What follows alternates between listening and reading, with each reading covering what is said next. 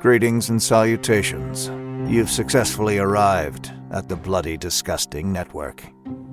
The passage of time will now bring you to something strange, unique, and idiosyncratic. Have a good time. Greetings, constant listeners. It's Michael Monroeville Mall Roffman.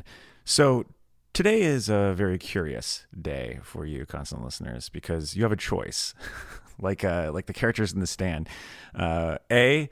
If you are a constant reader that is reading King chronologically like us, then you've probably arrived at Lisey's story, because that's the book after Cell. But here's the thing. If you're B, a constant reader, constant listener, who also followed us along the beam and deviated along the beam in the summer of 2021 and read Lisey's story in anticipation for the Apple TV Plus series, then you've probably heard this book episode, which is led by Jenn Adams, and features myself, Marie Cox, and special guest Johann Trotter, all the way from Ireland. It's a really personal episode. I will say that for those who haven't listened to it yet. And we thought that was fine because this is a very personal book to King. So look, it's, what do they say? Life imitating art, as they say. So yeah, we felt that was fitting, and we hope you actually find it fitting if you're first listening to this now. Now, here's the other half of this. If you are the ones that deviated from the beam with us back in 2021, we apologize. We get it. You're probably pissed. You're probably like, oh my God, what the hell? This is a weekly show. I expected a weekly new episode. I already read Lisey's story. I've already watched Lisey's story. What are you doing to me, losers? Well, we get it, okay? But some people didn't do the chronological reread, so we had to pay credence to them. Rest assured, we will be back with a brand new episode next week. I'm talking a trip to Hollywood King. We're going to go over some needful tweets. Maybe Molly will be in there. I don't know. I can't guarantee these things. And maybe we'll talk about some recent TV shows that we've been enjoying, like Last of Us. Loved The Last of Us. Haven't seen Yellow Jackets yet. I've seen the commercial that has the Florence and the Machine song that has drilled into my head. I'm just a girl. Yeah, well, anyway. We'll be talking about all that next week. For now, though, make your choice.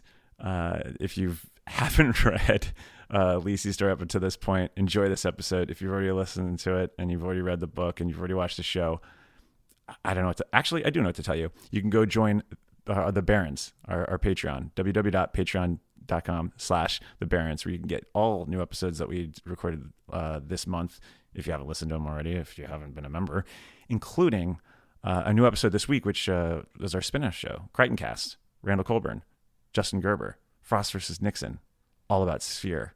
It's pretty good. So there's always an alternative, you know? So anyway, I think that covers all of it. I think we're good.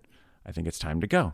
So I'll be seeing you either in Booyah Moon up ahead, or, you know the saying, over long days. Yeah. My friendship to all of you precludes my involvement with any one of you. But if you wanna make love, then I do too, and I'll be right there behind you. All in the name of oh, all in the name of oh, all in the name of oh.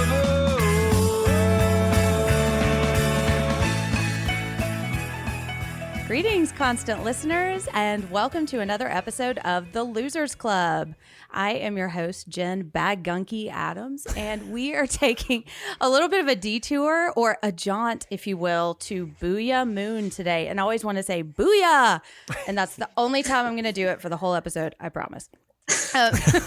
We are discussing, I know, we'll see. But we're discussing the 2006 novel Lisey's Story. The Apple TV Plus adaptation is currently airing, so we thought we would jump ahead and cover the novel as well. So the cool thing about Booyah Moon is you don't have to go there alone, or you might find people there. And I have some wonderful losers joining me on this literary bool hunt. And we also want to know what edition of the book you read and what was your first experience with Lisey's story. So who do we have sitting on the edge of the pool from Chicago? Hey, this is Michael bull blood Roffman.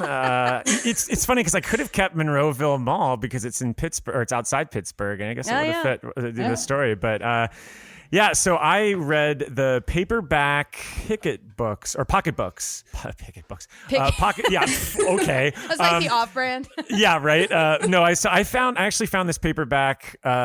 Fortunately, because it was so hard to find a paperback copy of this book before the Apple TV series edition came out. It's like almost as if all the publishers sent out the low men and picked up all the paperbacks off of every shelf across America. And so I looked in our archive of paperbacks that we've had ever since the office closed here in Chicago, and found one. And it was like after I'm not even joking, like weeks of looking for one in the bookstores, and you couldn't even order it on Amazon because they were like really, really expensive. So I just didn't want to use my hardback. So all of this to say, I have one. It's I believe it's from that era when it first was the first paperback. So I marked it up. Great. Good job, Mike. And this is my first time reading it. So lots of thoughts. Nice, which we will get into. Yeah. And I think I see someone else on the steps all the way down in Austin, Texas. Hi, I'm Anna McCool Cox. Oh, nice. And and I sometimes reference there's a lot of times that I was reading Stephen King late at night during my drinking days. So no specific memory of reading this book since 2006 would have been right there. But I did remember enough of it that I knew I was getting into. And I kind of actually wound up liking it more than I remember liking it. And this is actually I don't know about not finding paperbacks, Mike. I found this was pretty easy to get, but which one do you have? It is one of the most modern reprints. Okay. That was the Netflix, not Netflix, the show tie-in. No, there's no show tie-in. Oh, interesting. It's a Scribner, 2016. Well, that is lucky then. I called all these bookstores. They're like, we're getting it in late May or something like that. I got it from bookshop.org. Ah, nice. Nice. Yeah. I've never tried them. And last but not least, our final friend is joining us from not across the pond, but across the pool, maybe. Who is joining us from the UK? Hiya, it's Johann Empty Devils Trotter. Ooh, nice. A deep cut there for one of Scott's novels.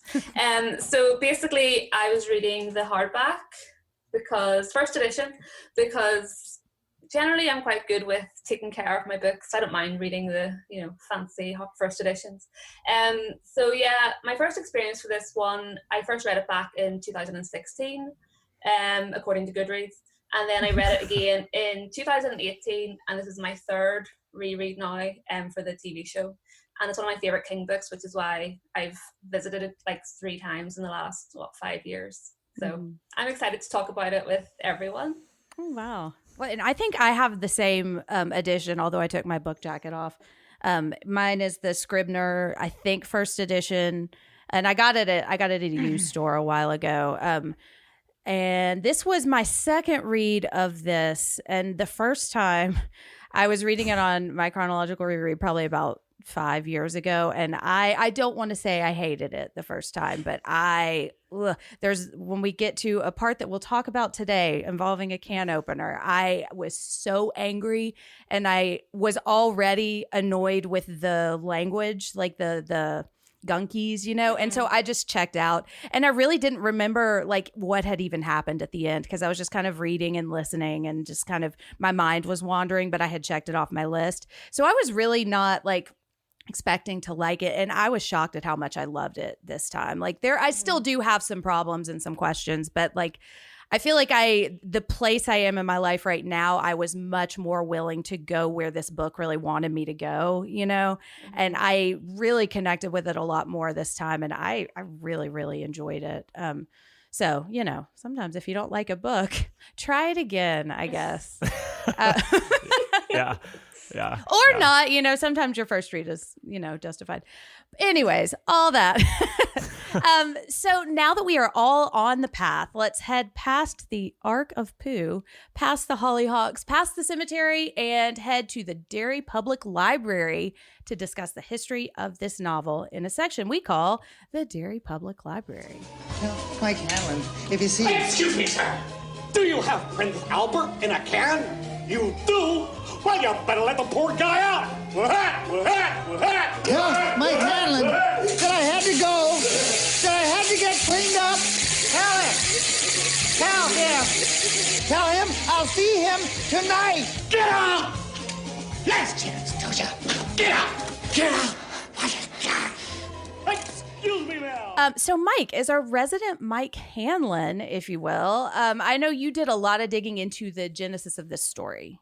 I did. I think one of the most important things that I love to bring to this podcast is just the history of where King is at the time of publishing, or the point of where he's at in his own career. And what's interesting for us here is, obviously we're jaunting ahead. We're just going to keep using jaunt this whole episode. Just keep going. They use it in the book, so why not? Yeah.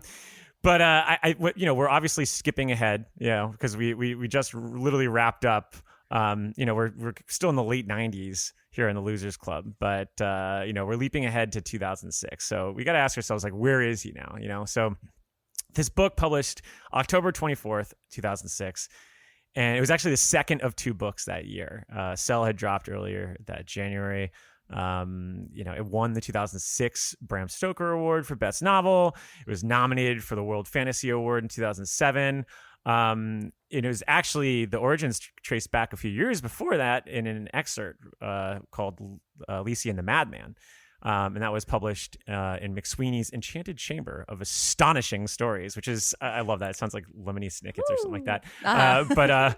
And then that was nominated for a Bram Stoker Award for Best Long Fiction in 2004. So clearly, the lines are drawn, and they knew that this is going to go on to bigger and brighter places. But so anyway, here's where he's at by the time he's working on Lisey's story. So, 2006, he's still coming on. He's coming off a pretty audacious run following his 1999 near-death experience. And so in 2000, this is wild. So in 2000, because he's basically saying, after the accident, I'm incapable of writing. It's like I've never done this in my life again. So I'm starting over from square one. And King is obviously it's a harrowing experience, but he bounces back, and he bounces back in the most Kingian way. So in 2000, this is his run that he does. So in 2000, he finishes On Writing, which gives him actually some more inspiration to keep, obviously, all right, I'm back in the groove of things. 2001, he gives us both Dreamcatcher and his sequel to The Talisman with Peter Straub of Black House. Then he finishes the entire Dark Tower saga in this wild tear that has Wolves of Calla, Song of Susanna, the titular seventh novel, all within from 2003 to 2004. And in between all that, he's done From a Buick, The Colorado Kid. And then, as I mentioned, Cell. He's also got Everything's Eventual. He finishes Rose Red, finally, that project that he wanted to do with Steven Spielberg, which ultimately led into an actual series. And so then he also does his unfinished, online novel, The Plant. So he's in a groove, I'd say. He's back. The King is back. But you could tell from these projects that mortality is on the mind, right? Mm-hmm. So the fact that he even finishes The Dark Tower is pretty emblematic of the notion that King is obviously all right, well, I almost left this earth, and I left a lot of unfinished business. So I'm going to knock this out. I'm going to get things done. I'm going to clean house, basically, which actually is a good seg, because what happened was, in addition to the car accident in 2000, he suffered a really severe bout of pneumonia. And during that time, I'm getting to the clean house metaphor in a second, but during that time, Tabitha, his wife, was actually kind of reconfiguring his whole study, putting things away, cleaning it up, so that when he returned home, kind of be in order and all. What he realized, though, was basically had even more of a scare of mortality. Here's a quote that he actually has from it. This is in King in his own words. He said, "I had pneumonia around the year 2000 and came very close to stepping out.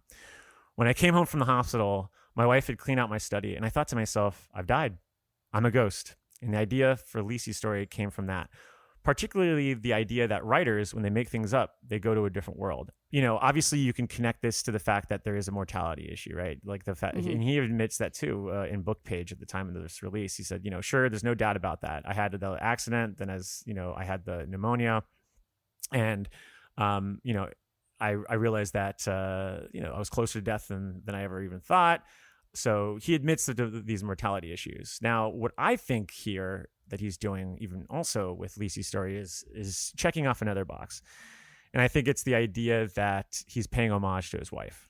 And I think that's something that he had probably been wanting to do forever. And the fact that he dedicates this book to Tabby, and he talks about that too in the same interview. He says, spouses of creative people never get credit. And a lot of time they get blame. And, there's that story about Robert Louis Stevenson's wife urging him to throw the first draft of Dr. Jekyll and Mr. Hyde into the fire, which he did. And then he wrote the thing again. And what nobody ever suggests is that maybe she was right, and that the second go around was actually better than the first. And as we all know, as constant listeners and constant readers, it was Tabby that urged King to be like, oh, wow, you have something here with Carrie. Keep it going. Otherwise, maybe in another world than this, he's still in the back of a trailer, chopping out books and, keeping them to himself. Anyway, I surmise, as I tend to do in this section, that he's hitting two birds with one stone here. He's dealing and wrestling with his own mortality issues while also at the same time finally paying homage, wanting to really pay homage to his wife. And you obviously get those sentiments in a lot of the quotes that that he even does to this day. He's on the campaign, for the Apple TV story, and his narrative hasn't really changed on this book. He's still leaning on those two narratives. But what you really get the sense of is that this is really, he says it's his favorite. When he first came out, he said it was his favorite book. Now he's gone back in one of the interviews that's in the reprint that's tied to the Netflix, or not Netflix, the Apple TV story or the series. He basically says it's one of his favorites. He doesn't want to, disappoint his children, but he still hasn't changed the fact that he says this comes from a personal place, personal. And I think that comes through in this book. But anyway. Yeah, that's basically my head is at when looking at all the material that we've had over 15 years now. It's been 15 years since this book published, so oh wow, a lot of context to kind of soak up with, and I'm sure we're going to be leaning into that context as we're going ahead into this book because it's so personal. But yeah, my pet theory kind of is that his Eclipse trilogy, which is what I say, I might be the only person that actually thinks of it as that, because it's actually maybe 4-ish books where he writes about women who are abused by their husbands. I think that was a way of kind of processing what his addiction was like for Tabitha. And I look at this one and I think this is kind of his way of processing what his marriage has been like for Tabitha, kind of like a grander, like on a grander scale, like, because I'm sure it's not been easy. It's just as it sounds like it was not easy for Lisey, although it is easy in a lot of ways. Like, they do have a lot of privilege that comes from having fame and money. But I mean, there are things that we don't think about. And I think, I like seeing him kind of working these things out. It does feel a bit like man writes about woman, man writes about what woman thinks of man, which I think, I don't think is always bad, because I think that's interesting. And I like to kind of try to get into his head, but she literally has no interior life though, except Scott or her sisters. That's really all she has. Yeah. I also wanted to add to the background, and he doesn't talk about this a ton, but he relapsed on painkillers after that accident.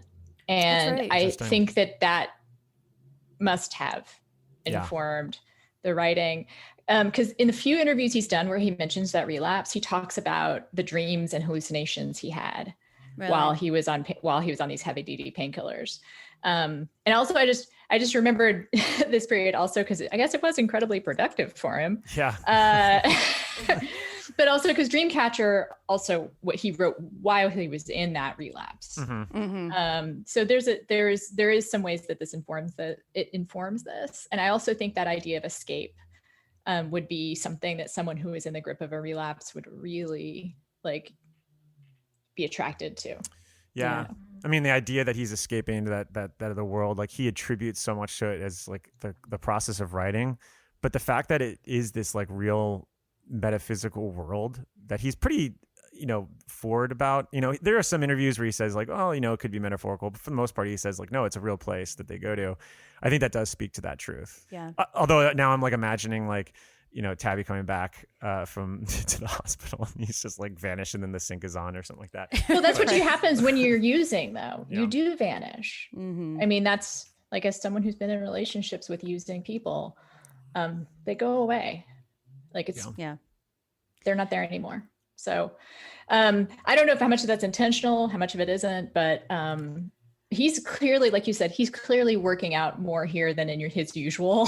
He's always working shit out. And those are the novels that I love, even though I think some of them tend to be not as critically acclaimed. Like, everyone here knows how much I love Desperation. And I think it's the novels where he's really trying to puzzle through something that I get the most attracted to. I agree. Yeah. Me too. Yeah, because I think what's so fun about those books is that, and because he basically he's full transparent about like the fact that he doesn't go in with like a beginning, middle, and end. Sometimes that's kind of obvious. I agree. Yeah, definitely. Yeah.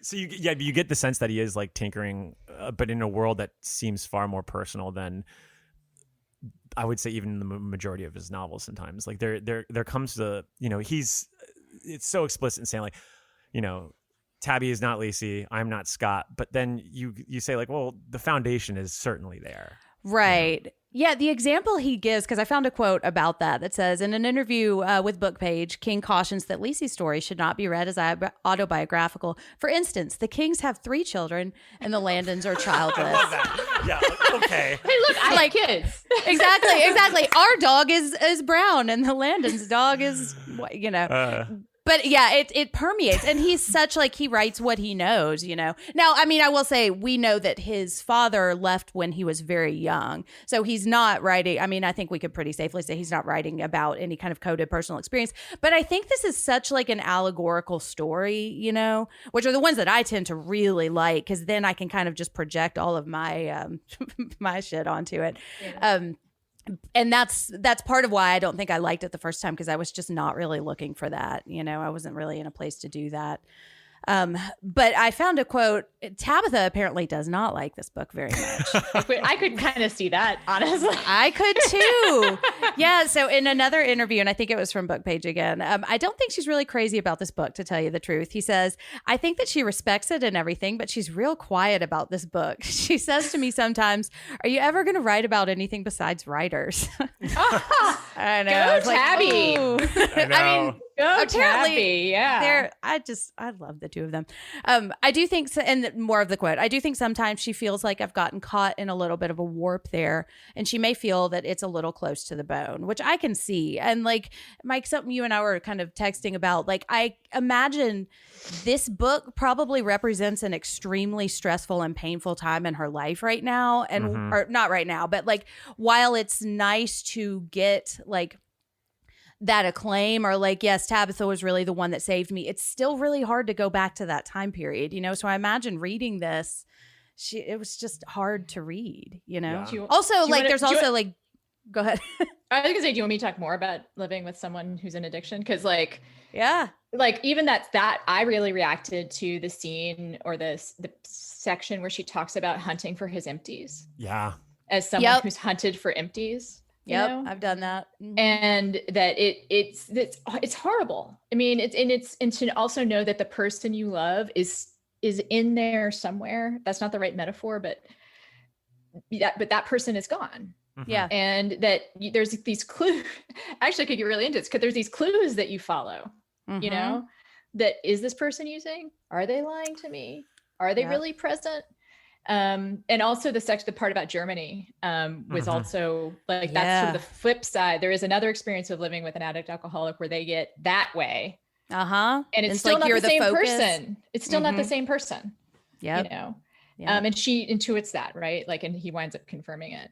So I think that for Tabitha, if he's writing about looking for bottles, that's not a good time to bring back for Tabby. Yeah. That's not something that Tabby wants to remember. Yeah.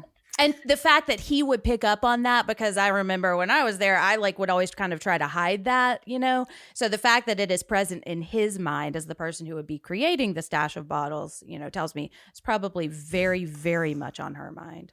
Yeah. You know what it kind of reminds me of? This is a real weird stretch of a comp, but has everyone ever seen Reality Bites?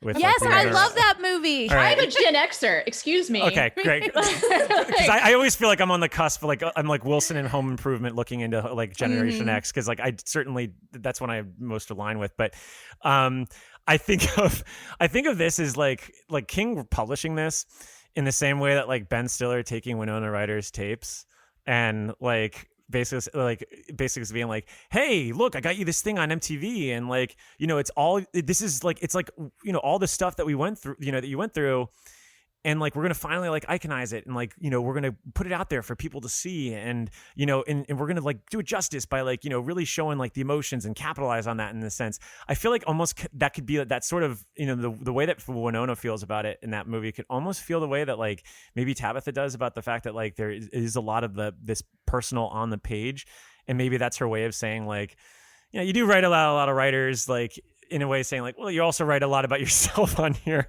Maybe there's some things that are just for us as opposed to like out there. And also, you know? he's appropriating, and this is something like a global criticism I have of this novel is it's not Lisey's story. Mm-hmm. Yes. Oh yeah. No. I agree. She never gets her own story. She literally never gets her own story. Like she's involved in his story, right? Mm-hmm. And I think that if I were Tabitha would also be something that would offend me, because my story of your relapse is different than yours. Like I was TMI, I was listening to somebody explain to me why they relapsed the other day, and like it's a different version of history. You know, it's not my story at all. So I think that would be something that I mean, she's probably pretty good at keeping her mouth shut about some stuff too, right? Like, and then I think that's not necessarily a bad thing in a marriage, right? Right. Yeah. But this being his most personal book about his marriage and explicitly making that, I do think that it's like that Ben Stiller thing. He totally appropriated her pain, you know, and told his version of that story. Yeah. Which again is so centered on him.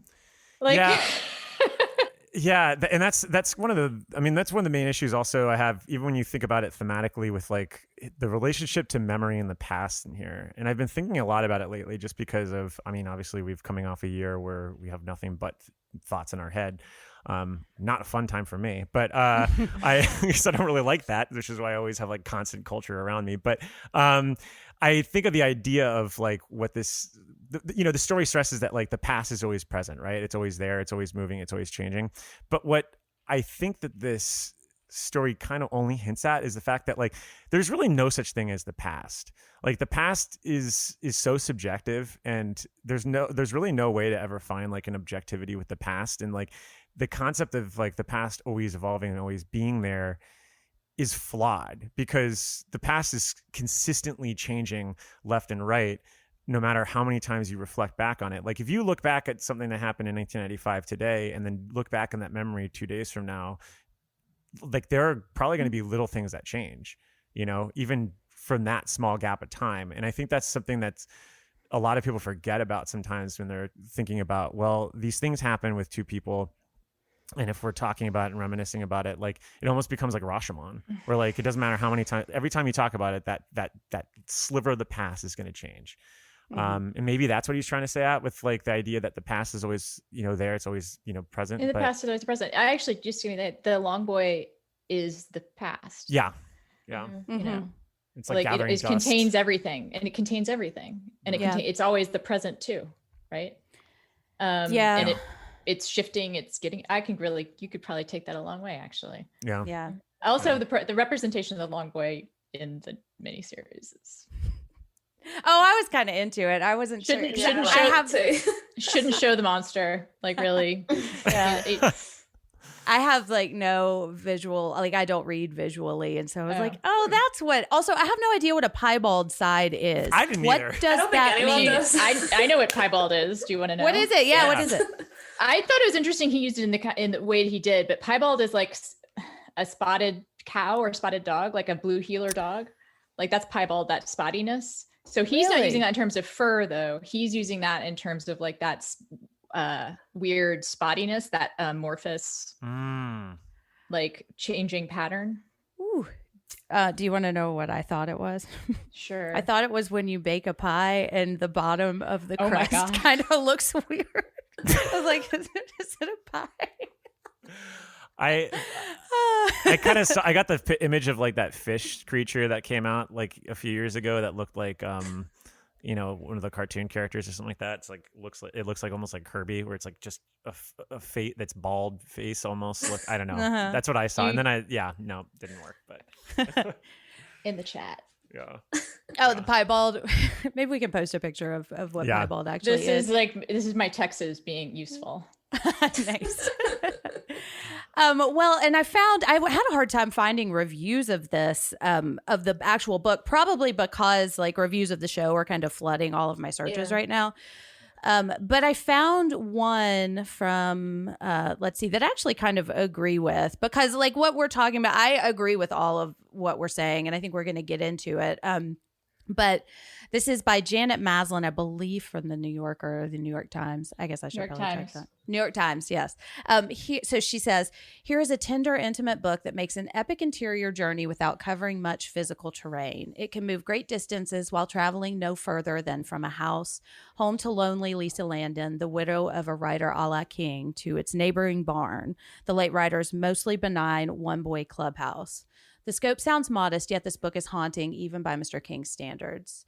And then something we have to talk about, she talks about the language used, which kind of relates to the piebald thing.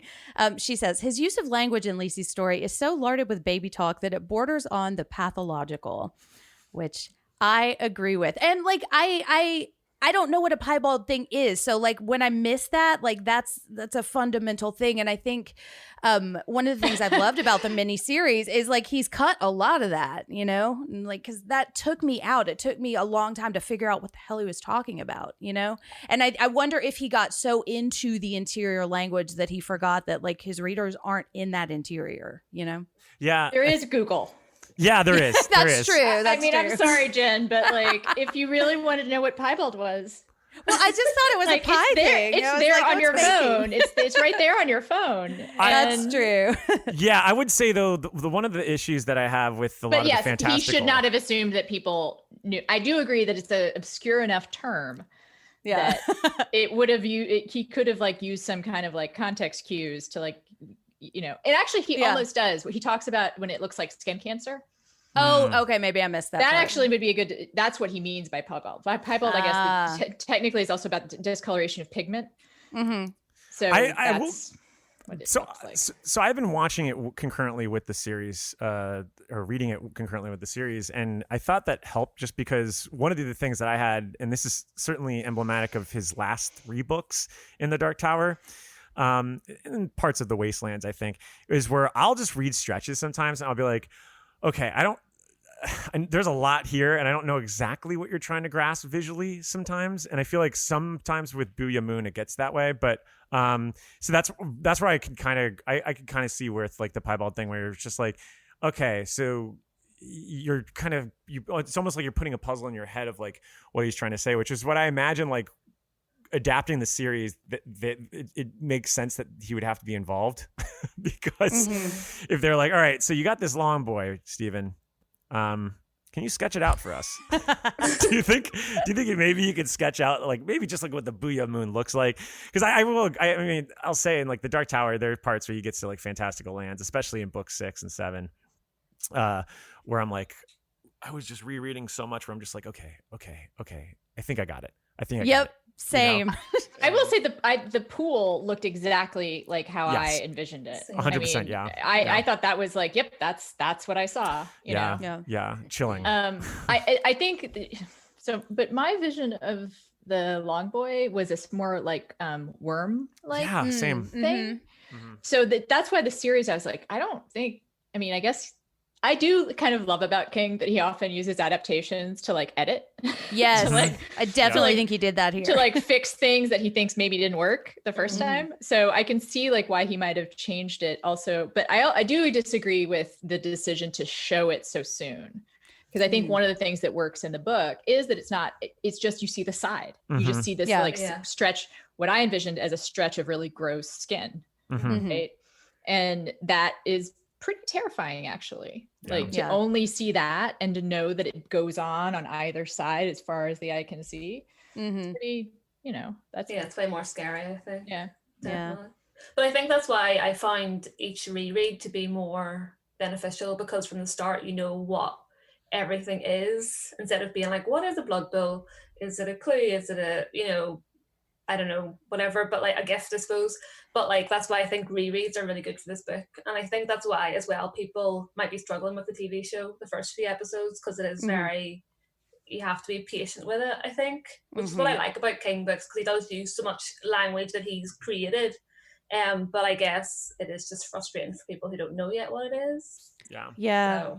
It felt a bit like reading Clockwork Orange, how there's like reading it to get it. Yeah. And then eventually you do. And my first reread, like that really took me out. But this time I actually kind of liked it. I was also listening to Mare Winningham read it because she reads the audiobook. And while like the piebald thing, like the way she says that is like, those are fun words, like I enjoyed hearing her say those over and over again. I also like when I read, especially King stuff, I think what I connect to is like the emotion of the story and the characters rather than like the visual. That's, what's going on. I constantly forget where I am in Midworld when I'm reading Dark Tower. And this book has so much emotion to connect to. But I mean, it weaves so much through time, which I really like. And I think the show is doing a really good job of representing that. But I mean, it could be easy to get lost, I could see. Yeah. And I think a lot of that has to do with just the structure and format of how he puts this together, Well, speaking of structure and format, should we mosey on down to the structure and format office and for our section? Put my hat on. What does he call? What's his office called? The study, his study. Yeah, maybe that's you could use that term for the. Ooh, I like that. Yeah. Section. Yeah. For a section we like to call structure and format. A study of it, if you will. Yeah.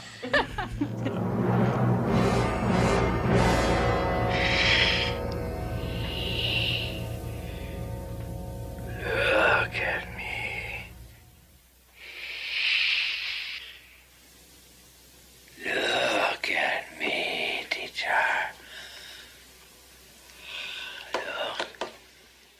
I actually found a quote about what his original idea for this was, which I thought was crazy compared to what it actually turns out to be. He said, I first thought it was going to be a funny book about a guy who is going to be a big shot writer. I wanted to show that his wife got completely ignored, but was the person responsible for all of his success.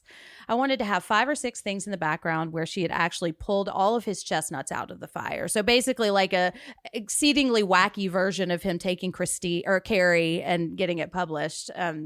It's not what we got. I think he kind of maybe started writing that and then found a lot more emotion and tenderness and gratitude probably as he started writing it.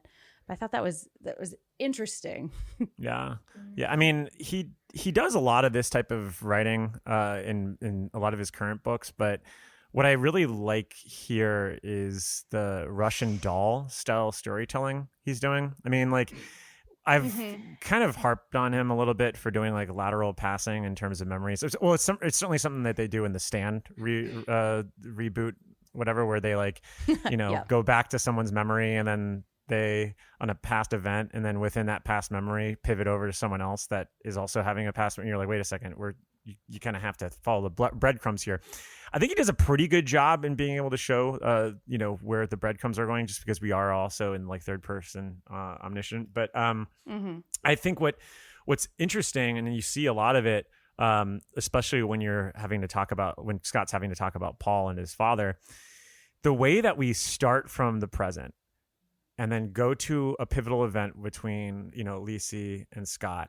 And then we allow Scott to be the storyteller in that sense that also goes back into the past from there. And sometimes, this is crazy, then we even go from the past in that past. So like you're literally going from it's like Russian doll. Like that's the only thing I can think of is just like you just keep going and keep going and keep going. And I think like first, thank God, I'm sure everyone involved in the Apple show is just like, thank God he's doing this, because otherwise it's going to be like the fucking Wire and they're going to have to just like put note tabs everywhere. Yeah, right. And so, but I think as a reader, it can often be confusing. But I think once you get on the right path, it's really fun. I found myself like, just kind of getting in a weird mathematical mind reading this book. And I guess I could see that as being infuriating to other people though. So I digress. Yeah. And I love how he actually has like a single sentence transitioning from one time period to the next, which reminded me of It in so many ways, the way he would go from the past to the present. And it kind of makes it like a seamless transition. And then you kind of know where you are quite quickly, I think. So I like the way he kind of made one run into the other. Yeah. Yeah, and it's like it is kind of a Boole hunt of a novel. It's like one thing leads to the next thing, leads to the next thing. And if you think about it, because I've been kind of turning over in my head, what is Lisey's story and what does Lisey's story mean?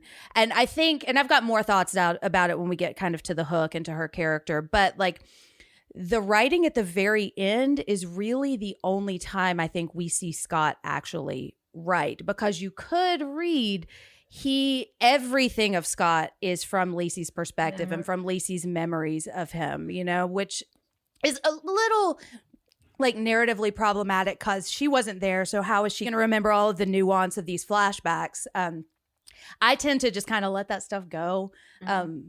But yeah, it's just interesting to see, like, he is now, as the novel is written, he is who she remembers him as until we get to the very end. And then the story is her getting the whole truth. And it's almost kind of written as it's a gift to her to get this entire truth, or to get that close to him, which, is kind of unlocks a whole lot of other things for me about relationships. But yeah. I was surprised at how little I got lost. Like, I think I was more annoyed that I had to kind of think about it so much. Okay, where am I? All right, okay, here I am. I'm not sure. We shouldn't digress to the TV show. I don't think the TV show handles it that well, but really, but it is, to a certain extent, also a book about the memory of trauma, right? Yep. And I've been doing some reading about how common it is. There's no such thing as a recovered memory, but it is true that people who go through extreme trauma do tend to not remember. Like, the detail is protective, right? And that talk therapy works in terms of getting to it. Also, Mary Carr writes about this in her book about writing memoirs, about how really tough memories are usually pretty deep, and that you only get to them if you're trying to get to them, like through writing or talking. Yeah, So that was something that was really, I was thinking a lot about when I was reading, because that, I would argue, that is getting the bad gunky out, is writing and talking. And that is the healthy way to do it. And I think ultimately maybe that is what he gives Lisey at the end, as he does this. I don't know. It still kind of centers him, and I'm still kind of piecing together how I feel about that. But yeah, I think that is, he's doing, it's what he's doing to stay sane, right? Like, he's a writer. Like, he's going back to that memory well and getting it out of he's letting out the bad gunky, like some of the metaphors and here in allegories are a little on the nose. Yeah. And sometimes I like that, because sometimes I feel like I'm reading or I'm listening to this series on the DC Sniper, and there's a lot of child abuse in that story that I did not realize, and a lot of like domestic abuse, which is not violent. And I think a lot of times we kind of misconstrue abusive relationships as like what we see with Scott as a child. If there is not physical violence, I think a lot of times we discount it as abusive. And sometimes I like when the story is really literal, because I think it's easier for me to make those connections and see what it actually is, because there's like, I've got some trauma in my past, which I've talked about, and most of it was not violent. And so there was a time when I was like, okay, well, am I repressing memories? Because it feels the same. So how can it feel the same when it wasn't causing the same pain? And I think there's like kind of an allegory here of like physical pain equating emotional pain, which is some of the self-harm stuff I want to get into a little later. But I feel like there's like the Boole hunt, like the yellow yarn like spreads into a million different things. And I'm like, ooh, we could really follow the trail down here, which are the books that I really love, Yeah. And I wonder how much of that was, because as we discussed before, like, he goes into the books when he's writing it and he just kind of goes, right? He just runs.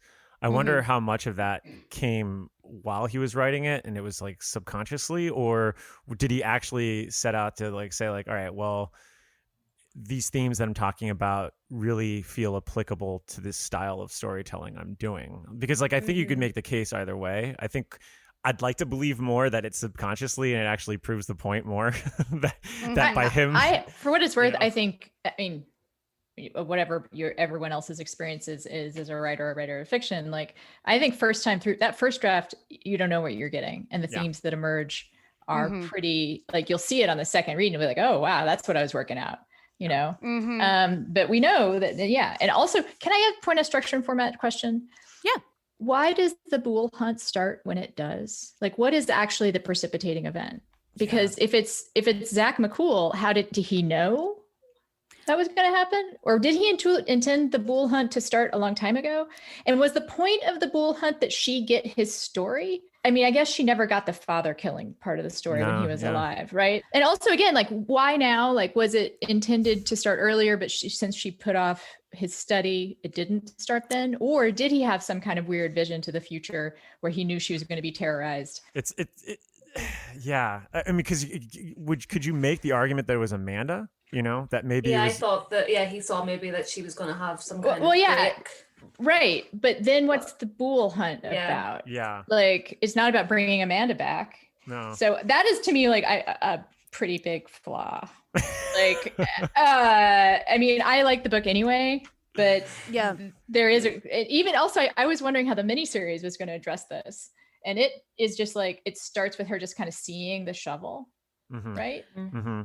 Which I think about, if that's it, like when she's looking at these pictures, like, is that an emotional trigger for her? And that's kind of what brings all of this up. And I wonder how long that was sitting there, just kind of waiting for her to be ready, you know? And I kind of agree, because it does feel like one of those things where, like, I love the point that it's making and I love where it gets so much that I didn't even really think about why it started, you know? Tinfoil hat for me right now. If you think of the ending, right, as this revelation towards his past, right? Well, so much of that revelation involves his own writing, because it is a piece of his own writing, and that is part of obviously it wouldn't be included in the collective works whenever the the college comes. They're not going to be like, oh, hey, do you have that draft from the Booyah Moon that he left in the box for you? But let's just say, thematically and narratively, like, they are linked in the sense, because obviously this starts with the Inkunks looking for his works. And part of those, just so happens to be that one of those works is this revelation that ties Lisey and Scott and Amanda together. So I'm wondering if there was an inevitability for her to find that, have that revelation whenever it came out to be, like, maybe the tip of the iceberg is the works that are in his barn.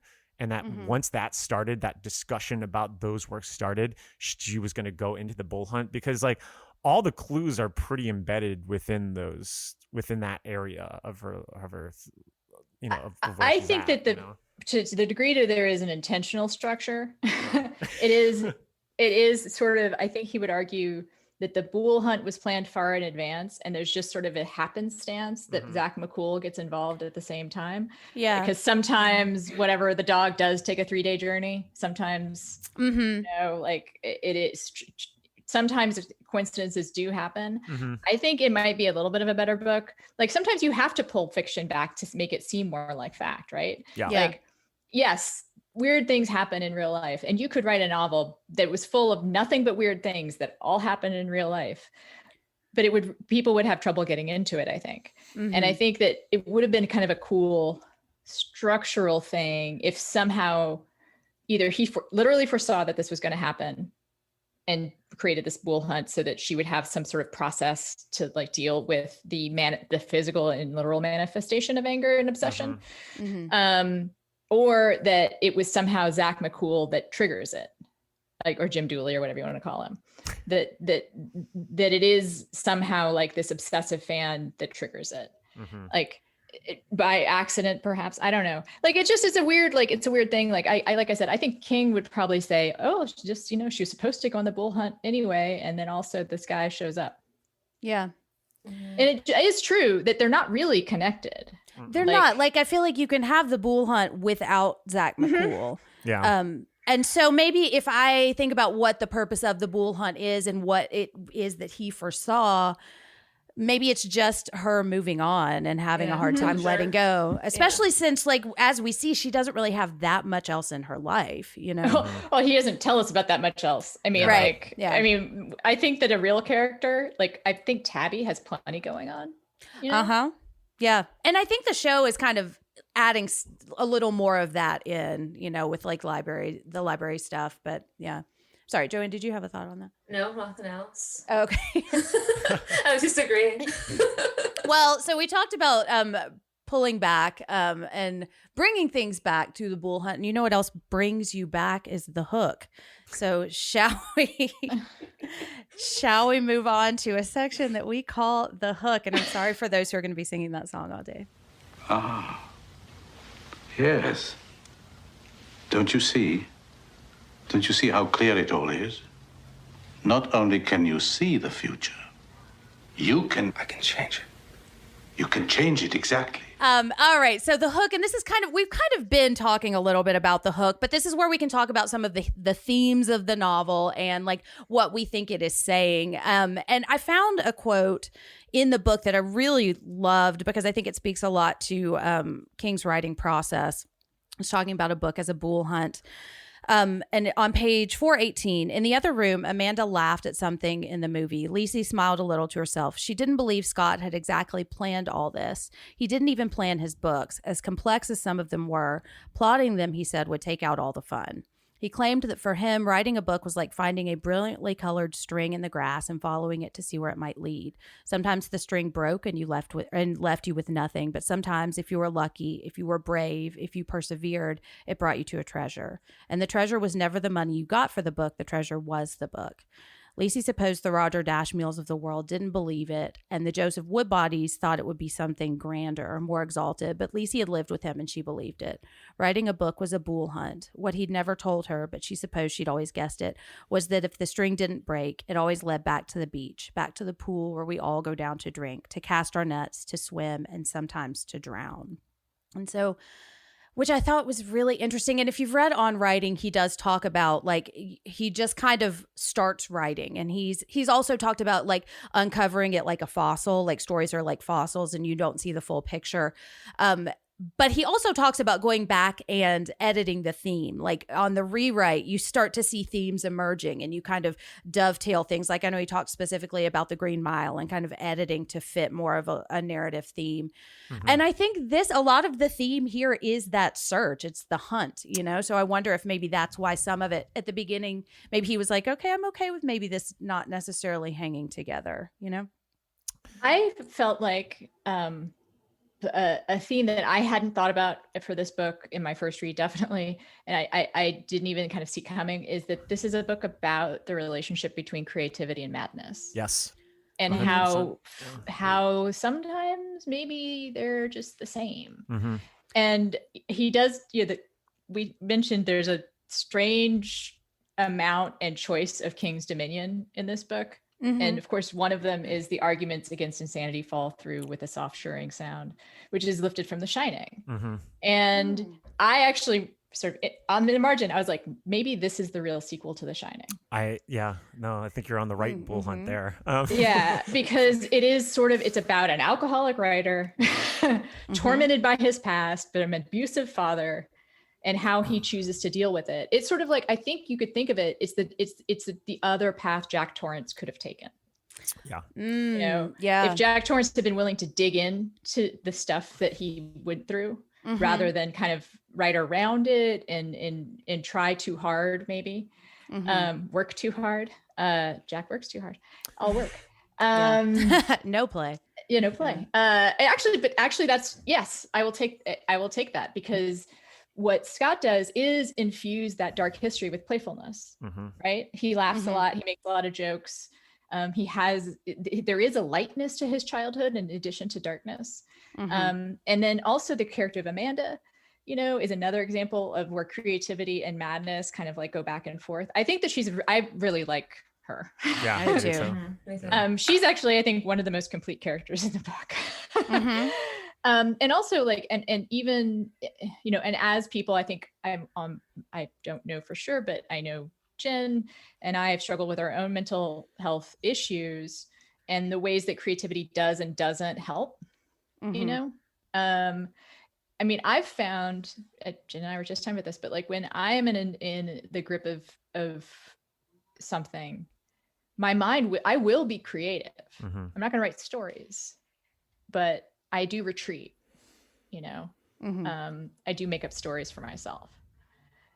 So anyway, the real sequel to The Shining. That's I my 100% tagline. agree with that. No. And I agree. I've been thinking a lot about The Shining in a way with this too, because, you know, prior to this, like that was always considered one of his more personal books, right? Just because, and I think that's one of the reasons why he's always been so defensive about the film adaptation, because it absolutely derails like what he was actually wrestling with on page. And I think that if you look at these two books together as a conjoined thing, like you're saying, like you look at as The Shining as like what happens with the failure of writing, right? Where you just, you don't produce anything and you just are just this creator, this failed creator, and what comes of that. And then you see something on the successful side where, you know, you have the books, you have the success, you have the legacy, but what both share is the collateral damage, right? Of like what that sort of path to creativity entails. And that entails for like the person writing it and also the person that's surrounding and loved, you know, the loved ones. And obviously we see with The Shining, doesn't work too well for them. But in this one, it doesn't really work too well either, because I mean, it does, but there's clearly some, there are bruises and there are cuts, there's bull blood to be shed. And I think that's one of the things that I find so actually really startling and revelatory, especially speaking personally about this book, because we praise success with creativity because the product sometimes, you know, it speaks for itself, right? You're like, oh my God, this book, this movie, this painting, this song, timeless, changes the world. But we never really like peel back the layers. I'm like, what brought it to that point, right? You know, and so more often than not, it actually it leads to the same grievances that it would have to those that failed. Like you were saying, Anna, like you do pour yourself into like creativity, and by pouring yourself into that, those loved ones that care about you and nurture you, there's that sweat equity that goes into it that I think King is trying to grapple with Lisey here. You know, you see like, you know, the madness that comes and having to like, you know, be the person that nurtures that. And I don't know if the anchor. Yeah, exactly.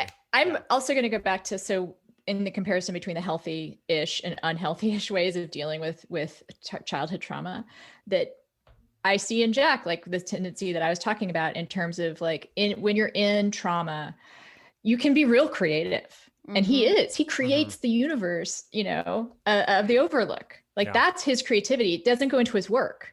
But with Scott, what happens is he takes the pain he has and he puts it out into the world.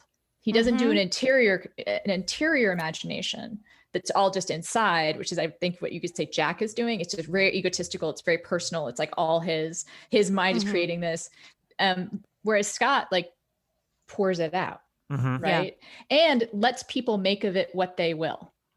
Yeah. You know, like does not try to control how people interpret it at all. Right. He sort of is amused by what people see in his work, which I imagine is also how King feels sometimes. Right. And the other thing, I'm going to go back to how I think both books are also about what it's like to live with an active addict or alcoholic. Like, and they disappear.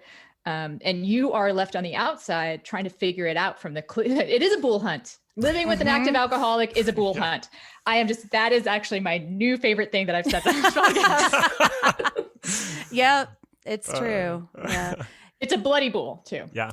It can be, yes. Yeah, that was one of the things that I think I connected to the most this time. And not necessarily, or not just living with an active alcoholic, but also living with someone with a mental illness, which I think, I mean, not that those two things aren't always related, because there's some overlap there, but because I've been on both sides of that thing now, you know, like I did live with an active alcoholic and now I do have a mental illness, and it has really taken a toll on my marriage. And while I think we're doing good, like we you know, we're working through it and we go to therapy, but it's hard. And I think like maybe the first time I read it, I did not want to think about what I'm doing, what my healing is doing to Corey. And because I do really retreat. Because intimacy is really scary for me in a lot of ways. But I can write it out on a page because the page can't respond to me, and I don't have to defend myself from whatever the response is going to be. And so like, I think when I look at Lisey's story, like she is, and when I look at mental health and how it's represented here, because I have some larger issues with it, I have just chosen to look at it through Lisey's act of giving Scott care and being the support structure there. And I think that's where I get the most out of it, and what that does to her and how it kind of informs her story. Because she absorbs a lot of this. And I think at the end, she starts talking about seeing the long boy, and it's now her long boy, and she realizes that she covered the mirror, which I think is interesting. Like that, I don't want to necessarily say she's a secondary victim of his trauma, but I mean, I think there's probably an element. No, I think she should be going to Al-Anon. Yes, I think so too. And I also think I want to just endorse the living with an active addict or alcoholic and living with someone with mental illness. Actually, addiction is by DSM a mental illness. Is it? And yeah. And also just to say that it's a disease. Like in both cases, there needs to be sympathy and empathy, because that person is being attacked, by something that they can't control. Yeah. And that is the thing that also, that's the long boy, right? Like that's the thing that makes life difficult with living with an active addict or alcoholic, or living with someone who's actively, not able to manage their mental illness, is that it isn't them that's doing you harm. Right. Right. It is the disease. Like some people don't like the personification of that. I think it's really helpful. Yeah, me too. It's the disease that's torturing you, that's making your life difficult, that's lying to you, not the person. Yeah, it's not that I don't want to be around anyone because I'm mean and I don't like them. It's because it's scary, and I think like that's what the long boy is. And I think what I love about this story is that Lisey goes there with him. Like she goes to the pool. She meets him where he is in his mental illness and his addiction. And she really tries to understand. She doesn't try to like smooth out their daily life or like make a plan so that it doesn't affect anything, but not really treat it. She really meets him where he is. And that was really moving to me, Yeah. I think what's really powerful about the long boy too is the sense that anxiety begets anxiety. I think of like the stuff that I've brought to the table in my past relationships, and just from things that you liken the long boy earlier to the idea of and especially with like even memory, just like the idea that it's just collective, we just keeps changing, it keeps adding. And I kind of almost look at it as like when you take like you see like a whole layer of dust, and you just like drag your finger, and the dust keeps collecting on the finger. I could see like relationships work that way, and whatever you're going in, that you're going to share that DNA of whatever anxieties you have all too often. And that's something that I've certainly thought about during the pandemic, where like you really are just the closest you've ever been to whoever your loved one is, because you're just in that space together. So you're really kind of seeing it manifest in ways that you might not have actually acknowledged or seen, when everyone's off in their own worlds outside of the house and stuff. But so that's something I really got out of this one too, in a lot of ways that he touches upon with like grief and trauma and self-harm. And I thought that idea of like Lisey being a conduit, right? And I think that shared terror and bad gunky that the long boy has is like a parallel to like what Lisey's carrying also after all these years, and by proxy with her own sisters too. I mean, it's all shared, it's mutual, it's like we are our own universe. We are our own worlds that collide, and there's a lot of shared mutual DNA there in all those interactions. And I think that that's what this book kind of gets at, that I've been really thinking about a lot more than I have previously. And that's kind of one of my glowing takeaways, I would say, from this book. I want to say one more thing about about Lisey and secondary trauma. That secondary trauma is a real term, and it's often like I first heard it in relation to school shootings and how people even who weren't there, but there's the people who have to deal with it, and also like people who work in the helping professions also. But what I don't like about that is secondary trauma is trauma. You know, Yeah. it's not like, oh, it's less because it's like some, you know, concentric circles that the nearer you are to the event, the more it affects you. That can be true, I guess. But also depending on who you are and what maybe mental health issues you bring to the table, it doesn't necessarily lessen. The event that sparks the trauma doesn't necessarily get, you know, decrescendo, you know, as it moves out. Like you can experience just as serious trauma secondarily, you know. So yeah. And one of the things I found this quote about cutting, because I want to talk about self-harm also, which was another thing that I really connected with. But the way, like, okay, I'll just read the quote. So Scott is talking to Lisey. He said, I tried twice more. He said, tried, not tried. I used to think trying that last time was how I got him killed. Speaking of Paul, right up until tonight, I thought that. But talking about it, hearing myself talk about it has helped more than I ever would have believed. I guess psychoanalysis have got something like that old talking cure stuff after all, huh? Which I thought, when I think about what this book is really, it's about healing and it's about moving on, I think is the grand theme that I connect it with. And I think we see really negative ways to do that, or really damaging ways to do that, and really positive ways to do it. Like his ultimate, like getting the bad gunky, the worst gunky that he has, is writing this story to Lisey. And it's almost like there's almost this feeling of like he has gotten it all out and now it's complete, you know, like there's a release of everything. But a negative way that he lets that bad gunky out is something as self-harm. And I was really not prepared for how much self-harm there was in this book. I didn't remember what a bull was, I just didn't connect with it. And partly because, not to share too much, but like the first time I read it, I wasn't engaging in that personally, you know, and now it's something that I have struggled with, and I'm talking in therapy about it. So, you know, the help is helping. But I found that really captivating, like how that is a coping mechanism for both of them, I think. Because there's self-harm, there's physical self-harm, and then there's like cutting. Like there's a point where Lisey is being so cruel to him, and it's almost like he's just taking it and taking it and taking it, and then he puts his hand through the glass to say stop hurting me, like stop. And I guess that's not the same as self-harm, but there's this way of just like letting all of the frustration out in ways that harm people. From my experience and from what I pick up from the novel, I think him putting his hand through the greenhouse glass is something that happens in self-harm, which is that I'm feeling such intense pain emotionally. I have to hurt myself physically because that's the way I become congruent. Like that's the way I make my outsides match my insides, right? Like, whereas in talk therapy, what happens is you just let out the pain. You get your insides and outsides to match by healing them both, which in an unhealthy way of dealing with those, that you make your insides and outsides match by hurting yourself because you're hurting so much on the inside. And it's also kind of distraction, and it's also kind of active penance, I think. And that he says, you know, that's what he says. And it's completely incomprehensible to someone who's never experienced it. It's just completely like, I think that's actually kind of the parts that I like about the way that he, like Lisey experiences Scott's illness, although this is too much focused on Scott, is that she's a smart, believable woman who nonetheless is baffled by what she's experienced. You know, like you cannot put your smarts, although I hate it that sometimes he says she thinks she's not smart. Ugh, stop. Right. Yeah.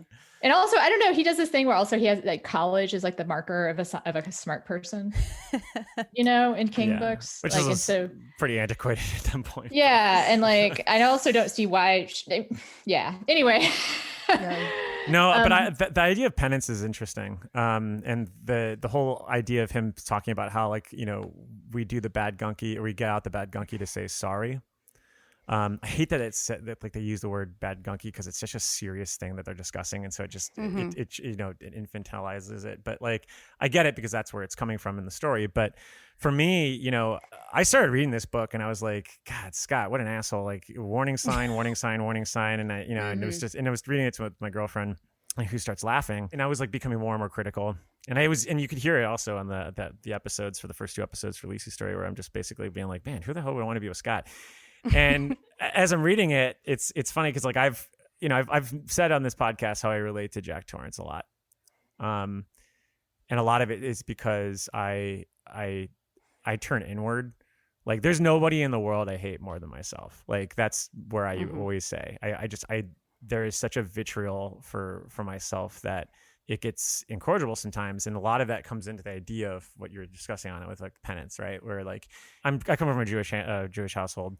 Actually, I really even come from a religious household, but I was from a Jewish family that went to Catholic school. So 15 or 18 years of Catholic school of just learning about, guilt, forgiveness, and all this other stuff. I think it did subconsciously do something to me. But the idea of like punishing myself is so ingrained in my head, not just from like what I've learned from Catholicism all these years, and also just seeing my own parents like dealing with their own sort of ways they inflict harm on themselves for being upset about themselves. Like that's something that I've done forever. I mean, it's exactly what King's talking about with Scott. It's like I feel like to absolve myself, like I turn the blame on myself as if it's like some kind of reckoning. And so that was something that like, my girlfriend started laughing. She was like, well, it's funny that you hate Scott because like he's literally yourself in a lot of ways, like I find myself in certain situations that are very similar where it's like, because I'll often go off in my own world, which is usually in another room or something like that. Just like saying like, "How you fucking idiot." And it's usually over the stupidest things too. Mm-hmm. And ultimately what works better and what she ultimately just, is trying to say and was relating it even to the book is that like, isn't it so much better when you're just talking about it, like when you just get out and just explain like, and just chat about like what's bothering you as opposed to just internalizing it and then really hurting yourself in that way. Mm-hmm.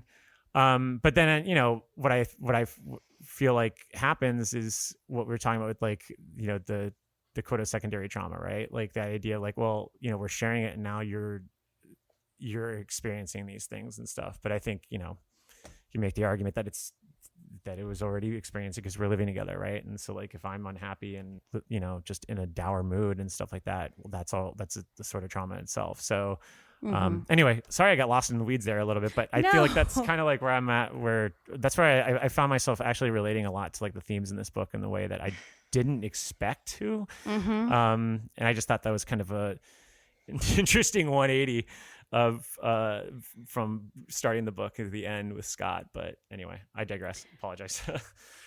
Well, and I'm really glad that we're talking about this because that's the thing that I connected most strongly with too. And it's like he's got this running interior monologue because I feel you on that. Like I hate myself a lot of times. There's just negative thoughts, which I mean is I think a lot of times a result of growing up with a dad that is similar to Scott's dad, although not nearly as violent, which I've talked about on other shows, so I'm not going to digress there. But like that idea that I'm shit like runs through my head all the time, Yeah. And I found like this quote where Scott is talking about killing his father. And he says, I brought it down, Lisey. I brought it down in love, I swear, and I killed my father. I thought I might have to hit him with it again, but that single blow was enough. And all my life, it's been on my mind. All my life, it's been the thought inside every thought. I get up thinking I killed my father and go to bed thinking it. It has moved like a ghost behind every line I ever wrote in every novel, any story. I killed my father. I told you that day under the yum-yum tree, and I think that gave me just enough relief to keep me from exploding completely 5 years or 10 or 15 down the line.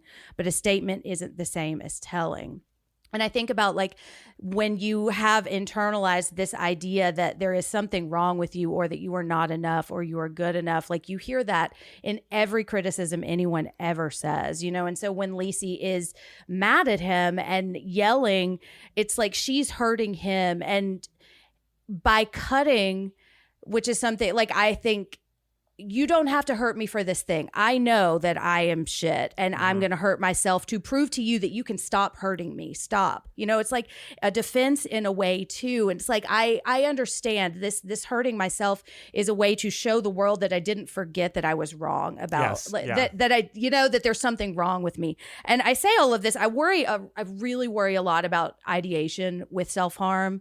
Because I don't want to, I've talked about this a little before. I had to stop watching Sharp Objects because it was really getting in my head, you know. I'm not condoning any of this stuff. These are negative coping skills, but I think we need to talk about this more. I wish that people talked about self-harm more because it was something I was really scared to talk about for a long time, you know. Yeah. I will pop in to say that, you know, as someone who's struggled with various forms of, I mean, I actually think of drinking and drug abuse as forms of self-harm. Oh, I do totally. too. Yeah. And also struggled with suicidal ideations. I actually am a suicide attempt survivor. Actually, it's good I'm saying that for a reason, right? Because it's okay to say that. It is okay to say that, yes. And something I said once on a podcast has the most emails, tweets I've ever gotten in terms of people saying, thank you. I'd never thought of this before. I thought I was the only one. Is when I talked about, I had my first suicidal ideation when I was about 9 or 10. And it never stopped.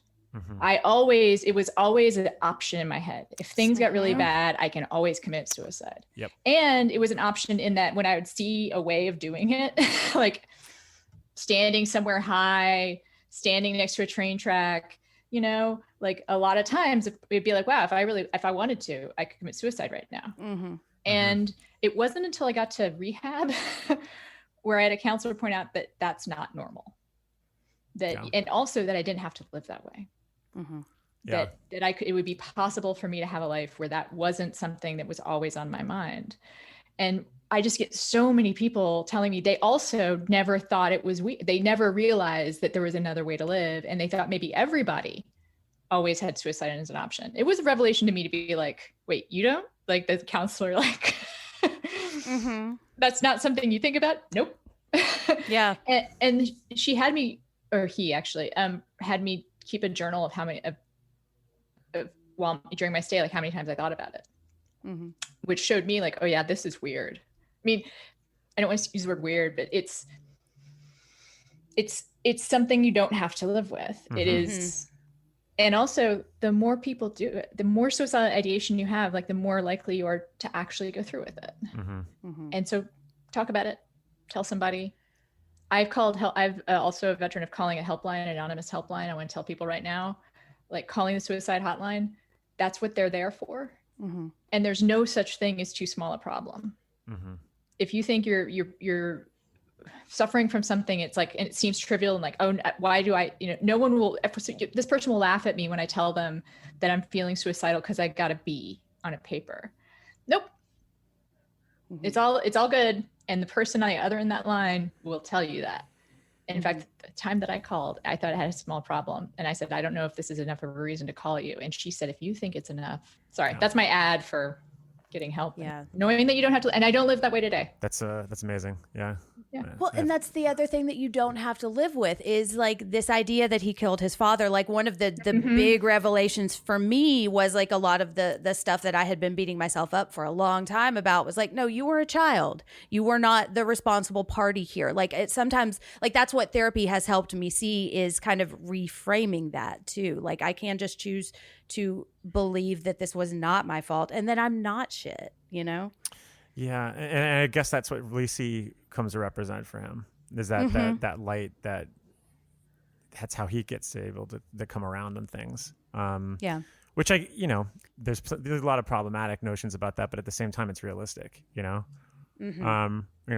are the ones that drag you out of the darkness a lot of the times, and I'm not gonna lie and say that I've not been pulled off the edge from people that I've been the closest to.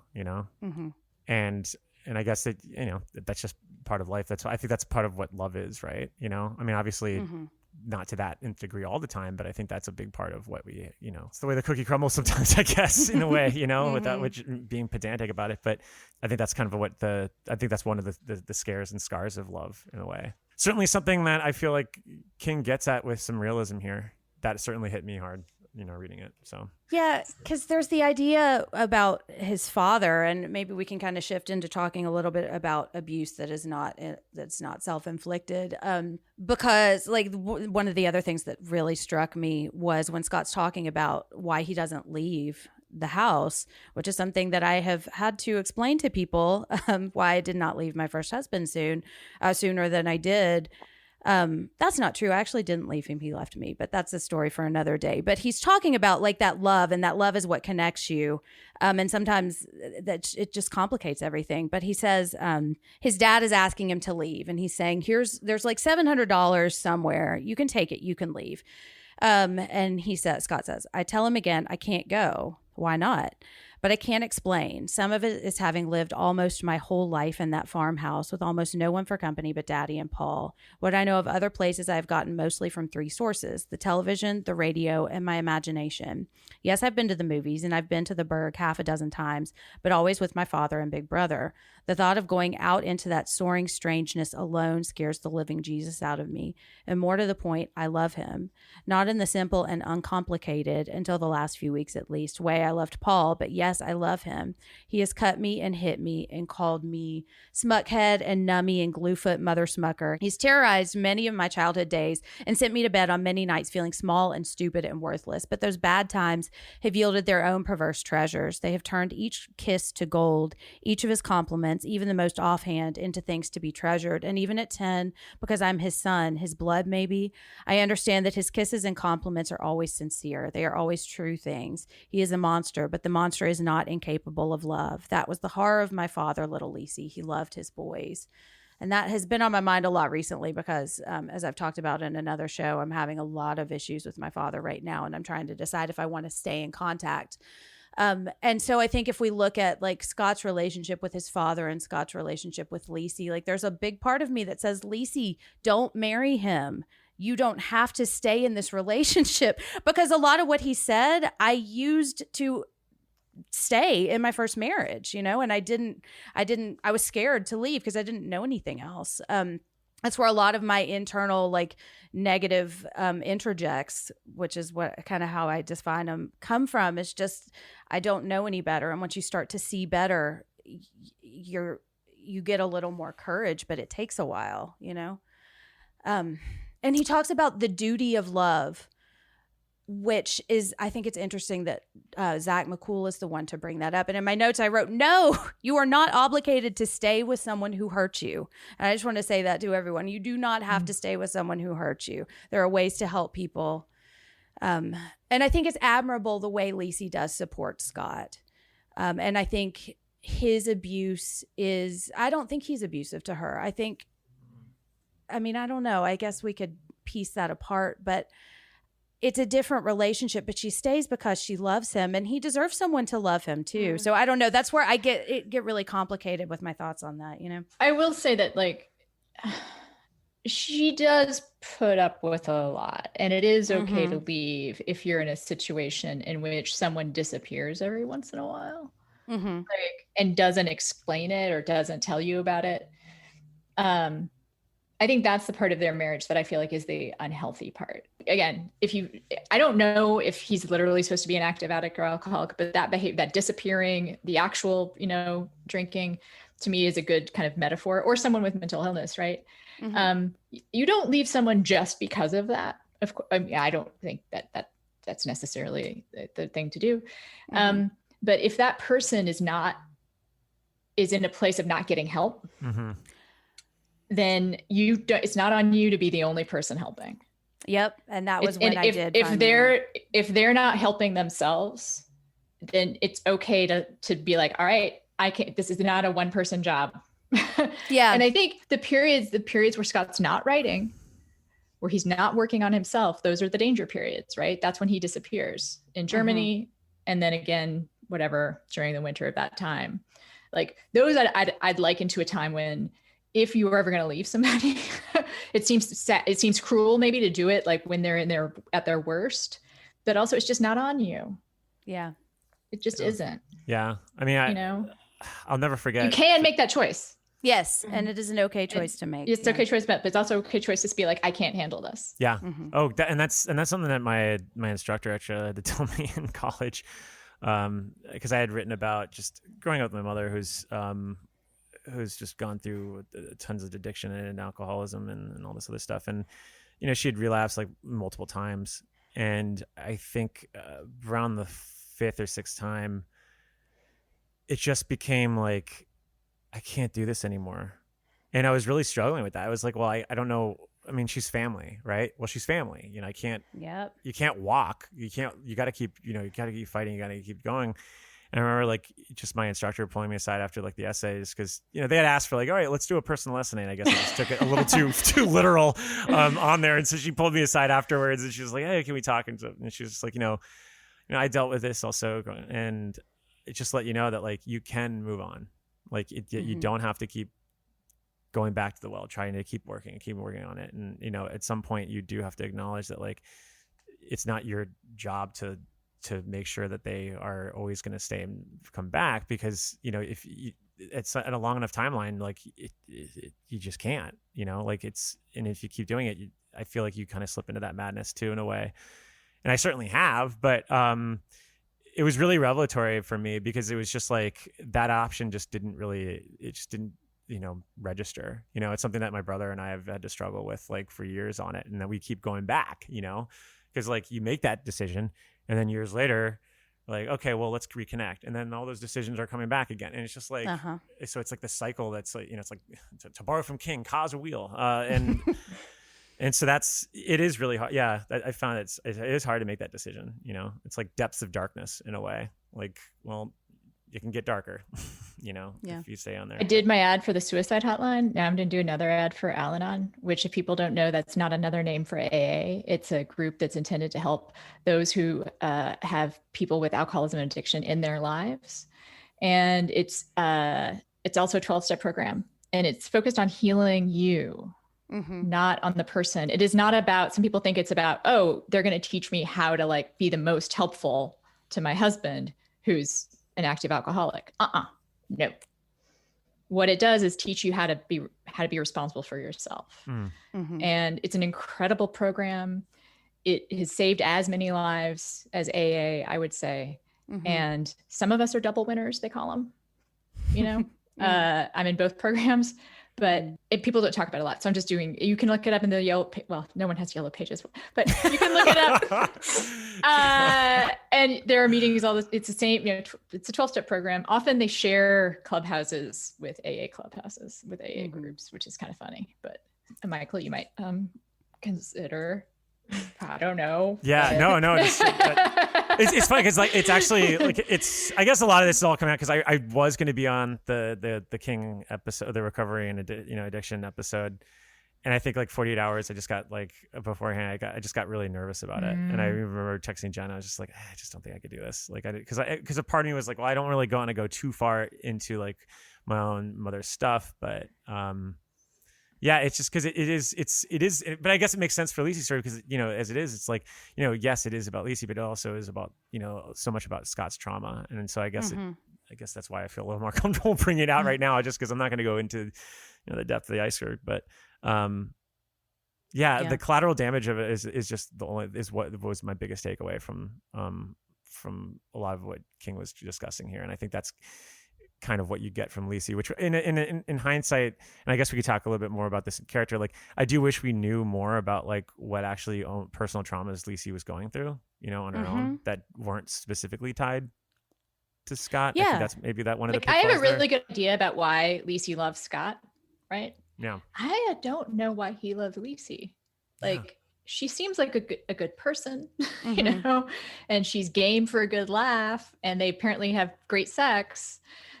Pound cake is going to be awesome. Yeah. So much pound cake. Gorging on the pound cake. Pound cake with a side of salad, you might say. Yes, I do mean that. Which I think the first time I read this book, I was like, huh? Yeah, me too.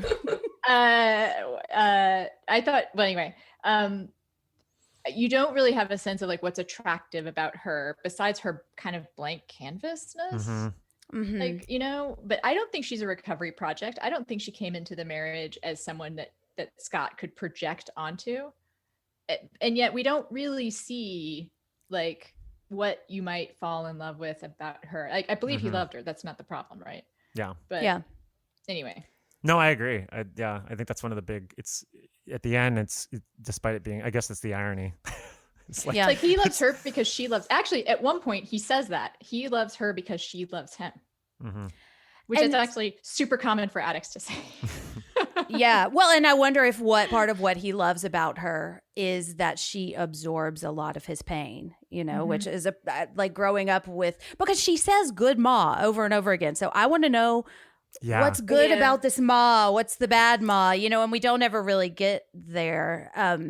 But I mean, that implies a similar kind of childhood. And so I often think like, I saw this tweet the other day that was like, oh, you're so kind and considerate. And I said, thanks. I grew up having to anticipate the needs of everyone for survival. It was something like that. But like, I wonder if that's what it is about Lisey that he loves, is that she is not going to leave him and that she will absorb it.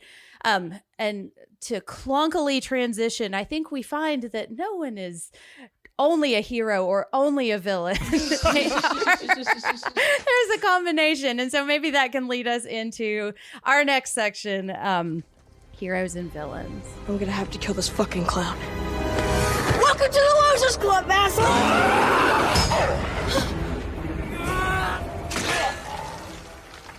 Welcome back to Heroes and Villains. This is where we talk about the characters. And so we started talking about Lisey. So let's continue talking about Lisey. So I think we could probably honestly, I thought you were going to say, like, we talked a lot about Lisey, so let's talk about some of the other characters. And I do think I want to get into the secondary characters because some of them are really interesting. I do too. Yeah. The only thing I think there's still left to talk about Lisey, and it's one of the things that I love about her, is this grief. Like, I think the other part of this book, I think the more visible part is dealing with the loss of a loved one or a loss of a partner. And there's just some beautiful passages where she talks about that. And I think I can relate to that. Like, I've never lost a spouse, but I have been through a divorce and I have lost emotions or relationships that mean a lot to me. But yeah, do we have any thoughts about Lisey and grief and just moving on? Yeah, actually, I think this is why I personally resonate with the book, just from a grief standpoint. I just think that, you know, Lisey becomes a very relatable character because of what she's gone through, and the fact that King is able to like tap into our greatest, you know, fears and nightmares, and, you know, the unbearable pain of like losing a loved one. And like, I haven't lost a spouse or a partner, but I lost my dad when I was quite young.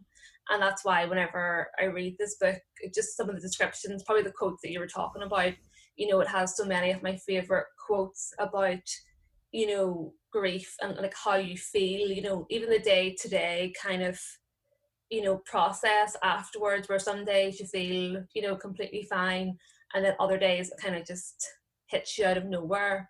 And I think that's why I relate to Lisey in that way. Because I think that a lot of my favorite King books are the ones that are kind of rooted in grief. So, you know, Pet Sematary, even Doomadgee, and even Bag of Bones as well. There's some sections in there that I really resonate with. So I kind of think, you know, that's why I have the connection to the novel, because I think it does a really good job of portraying, you know, moving on from like a great loss like that. I'm trying to think of a King novel that doesn't deal with grief. That is true. Yeah. Like, the ones where it's more kind of prevalent. It's a big theme, you know? I actually came up, I think maybe Salem's Lot and Christine, like some of the more straightforward horror stuff. Yeah.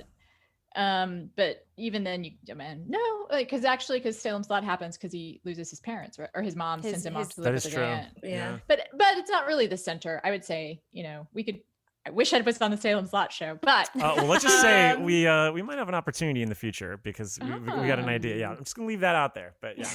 That's actually in my top 5 for King. Salem's Lot. I love Salem's Lot. It's the I world think building it in has that some is of the unreal. coolest writing, and like the stuff with the girl is like a little whatever, but he's never real good at that, and that was early on even. So he was a bit clunky. a bit clunky. Anyway, sorry. Yes, grief. But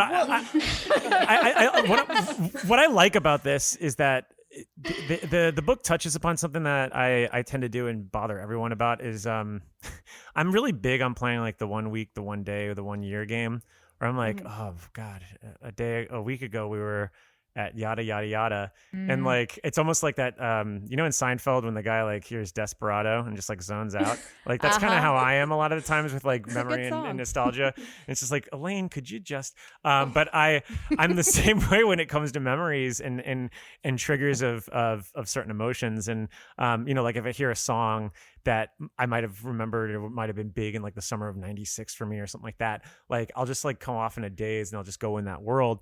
And I think that one of the things I really love about King's writing here, especially through Lisey, is that as she's going through these artifacts, and they are triggers to these memories and these stories that are within.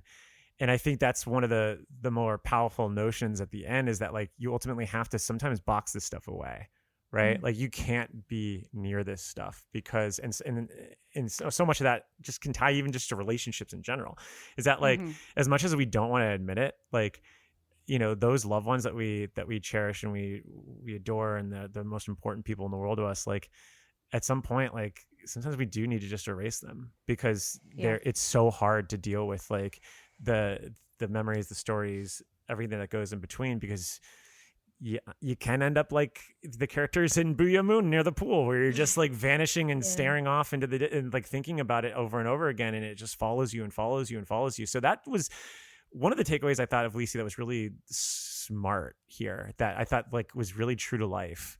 Because I just think of even like, I've lost a couple of people, but nothing like, mostly I was just relating it mostly to like the idea of relationships, right? And like how like sometimes they ran, and I'm thinking about my former marriage. It was a great marriage. We had a great run, and we still, and we ended up being like, yeah, we love each other, but it just didn't work out. And like, there are certain things I boxed and put away. I was like, I don't want it now. I don't want to think about it. I don't want to have it. And I think that's kind of like a natural part of life that we don't really want to admit sometimes, is that we do actually need to delete things to move on. I don't know. It's a long-winded way. No memory. Although, if you want to extend the metaphor, like she does donate the boxes. Like she does, yeah. And I actually think this book is an argument for not forgetting. Like for how we do forget, and that can be healthy. And I don't think Lisey is never blamed for having a purple curtain, right? Like of course she does. Yeah. But every once in a while, you have to go back and visit those, or else they don't get out, or else the bad gunky stays in. And I think, I just think it's an argument for remembering and having to process. Yeah. Right? I mean, because even at the end, she does have that. She does carry that one thing, right? Is like the antimatter or the anti-magic, I think she calls it. Yeah. Yeah, and I think you're right, but I think both things are true, because sometimes I do need to put it away. Yeah, I cannot deal with this today, because I've got to make lunch and I've got to like go to work. But I think what we find and what I see ultimately in Scott's death, which I actually like how they represented this in the miniseries a lot, and it kind of pulled everything to get some things together in my mind, is that this story is about untreated mental illness, which I think is important. Like as much as Amanda gets medical attention, nobody gets treatment for any of this. Now they are self-treating, because like by writing and by talking, like that's a form of kind of helping yourself. But I actually have what might be related, like with the untreated mental illness quote. This is my, I was going to save it for word processor, but she's talking about Amanda. Because the Amandas of the world were just made that way. You kept expecting them to fall down and thinking it was a miracle they didn't. And finally the miracle got tired of happening and fell over and took a seizure and died. Ooh, I don't remember that quote, but yeah. And that's what I think ultimately the Bull Hunt is finding it, going through these memories and unpacking, like she's packed them away because it was too hard to look at right now. One of the things I found really moving was talking about like kind of going through the day and realizing that the dryer wasn't filling, or the laundry wasn't filling up as fast as it did. Like you stumble over these reminders, as well. My dishwasher. I only run my dishwasher like twice a week. Yeah, and those are the things that you live with every day. And I think not to get all Nashville about it, especially with this book, because Nashville doesn't come out. Nashville's a pretty cool place, despite the book. Things. Yeah. Sorry, I was like Nashville's great. It is great. Yeah. But I was going to bring up a Garth Brooks song is the reason I brought up Nashville, because there's a song called "The Storm." Where there's a line where it's a divorce story about a divorce, and she says her friends have all gone back to their lives thinking she will be all right. And what I think we see her, like, I love that it starts 2 years after he's died, not right after, because this is the actual moving on. She has packed it away because she couldn't handle it at the time, and now she's ready to start doing it, or she thinks she's ready, but she needs support. And that's what I find, because it's hard, and I think another thing that is unique about Lisey is people keep saying, "Oh, I'm sorry for your loss," as if it just happened yesterday, so it's like they keep picking away at that wound, and so can she ever truly move on if she is constantly reminded of this? Yeah, and I think that's kind of what I gathered from the ending, because it's really like it's pretty shut. Like, even when she says, like, I finally erased the ghost of Scott. And on the surface level, that's like, it seems like almost like a damning thing to say, but it's pretty realistic, I feel. Like, you kind of have to erase it sometimes, to be able to move on, to be able to find that next step, that next chapter. But she carries the Afghan around with her always. Yeah. And that's, I think, in his death, like, I read it as it catching up to him, everything that he has repressed or tried to get out in cutting, like, it doesn't go away. And that was one of the biggest things that I had to really grapple with in getting therapy, is that I am a different person now because of the things that have happened to me. I'm not going to go back. Like, I just go forward, and you figure out how to live with it. And I think that's maybe what carrying around the little African is, the Afghan. I really kind of don't like that they use that. Anyways, that's a whole nother story. But like, that's that reminder of, like, it's like the ending of the Babadook. It's like, we can keep working through this. I'm carrying this reminder with me. But I think the ultimate healing that Lisey finds is that it doesn't have to be every minute of every day. She doesn't have to always think of it, Can I comment on the Afghan thing as a metaphor? So I thought where they were going with it was, you can't reknit something, right? It's not going to be the same blanket. If you reknit as a knitter, if you reknit something, it's not going to be the same. Like, even if you follow the same pattern, it's going to be different because of, like, all the different tensions and like the way that the yarn might be stretched out in some places and knotted in others. So when the yarn unravels, I was like, oh, this is kind of cool. Like, it's both something she followed, right? And yet also the Afghan is no longer the same thing that it was. But then she apparently has enough of it that she can carry around, like, squares of it. Like, it's like a never-ending gobstopper of an Afghan. Yeah. In a lot of ways. Well, that's kind of like what you are with, in terms of, I mean, it's the evolution of, right? The human condition. Like, it's like, the relationship changes you. You're not the same person you were before that relationship. I can see that almost applying to that metaphor in a way. So I did want to ask about Lisey for a second, that, like, what were your thoughts on the fact that, like, because, like, when she talks about her sister, sometimes it can come off as a little dismissive. And I feel like her sisters are dealing with their own stuff too. And maybe it's just Lisey being like, all right, I got Scott to worry about. I can't add even more to my plate. But there are moments where it's like a little dismissive, in the sense that, like, so in, like, page 269, or at least in my book, it's 269. I don't know. But she goes, like, Lisey smiled a little at this as her fingers moved to the hinges at the back of the box. It was a smile of relief. Here was Darla the drama queen, Darla the diva, and that meant they were back on safe ground. Two sisters with well-worn scripts in hand. At one end of the wire is Darla the sensitive. Give her a hand, ladies and gentlemen. At the other end, little Lisey, small but tough. Let's hear it for her. Like, I mean, I guess she's being a realist of it all, but there's also other moments too. And she's just like, never occurred to any of you that Lisey has problems of her own. I think it's like on page 110. And I guess for as little as we get of, like, Lisey's own sort of personal, traumas and anxieties, the bits that we do get there, I get the sense that she's frustrated, and she's more increasingly frustrated by her own family than she's even over Scott. And I kind of wish needs Al-Anon. I know that's really she's got some bad codependency Right? issues. Yeah. And that's also another program for people is Codependence Anonymous, another great program. If you I loved my Coda group. I have fond you memories. feel like the alcoholic or addict in your life isn't the thing that you're focused on, but you do have relationship issues, I can also recommend Coda. But yeah, I think that yes, Lisey is just a helper. Like in this book, like she doesn't have her own goals. Like again, I appreciated that the TV show gave her some stuff to do, but we hear nothing of her goals. Like part of me was like, because as someone recently single-ish, I'm like, so what can I do now? Like I kind of forced myself to, even though I'm also grieving, to be like, so what can I do with this now? What are my freedoms or changes that are maybe something that I can, take advantage of? And it's like walking around the house naked and sorry, maybe I shouldn't have said that, but leaving the door open when I go to the bathroom, having chicken tenders for dinner 5 nights in a row.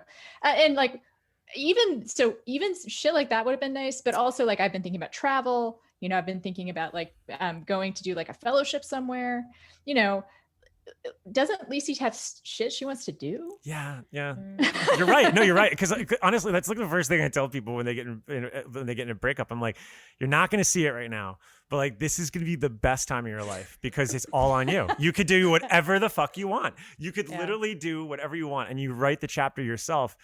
And yeah, I do agree. I kind of wish we saw a little bit of her own chapter writing here. Like maybe there's an actual one. It's like, well, actually, Lisey's story.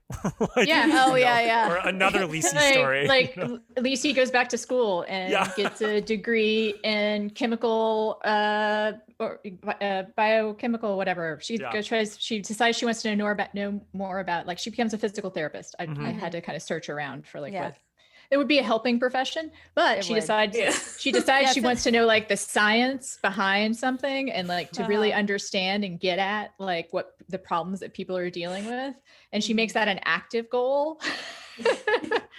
Yeah. I like and it that. gets reimbursed for it. Like it's her labor actually is valued. Yeah. And she has a dog. Part 2. Like, Yeah. Also, the part where they're like, we didn't get a dog because we didn't have children. I'm like, yeah. I know. That was like, come on. My pets are my children. Yeah. So right. That's the logic of a person who had children very young, I think. So we've talked a lot about Lisey, and is there anything else we want to say about Scott, or should we maybe move on to some of the secondary characters and kind of break out of this little relationship that we've been in, that we've been talking about? It's okay to leave. It is okay to leave. It's okay to talk about Amanda. So let's talk about Amanda because I love her, and she is Lisey's oldest sister. She is also.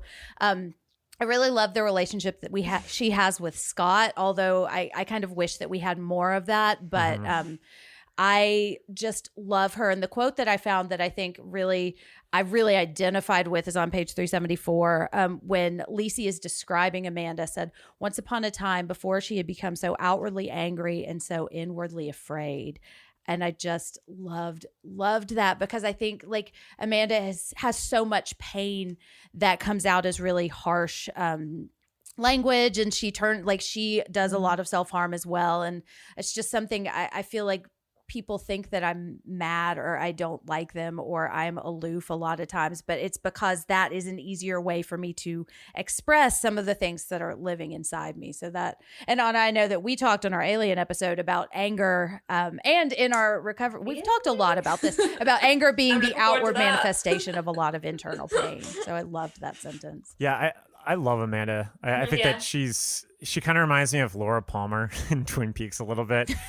Where they keep saying like Laura's the one. I almost feel like Amanda's the one because she ends up being like the skeleton key for a lot of the narrative here.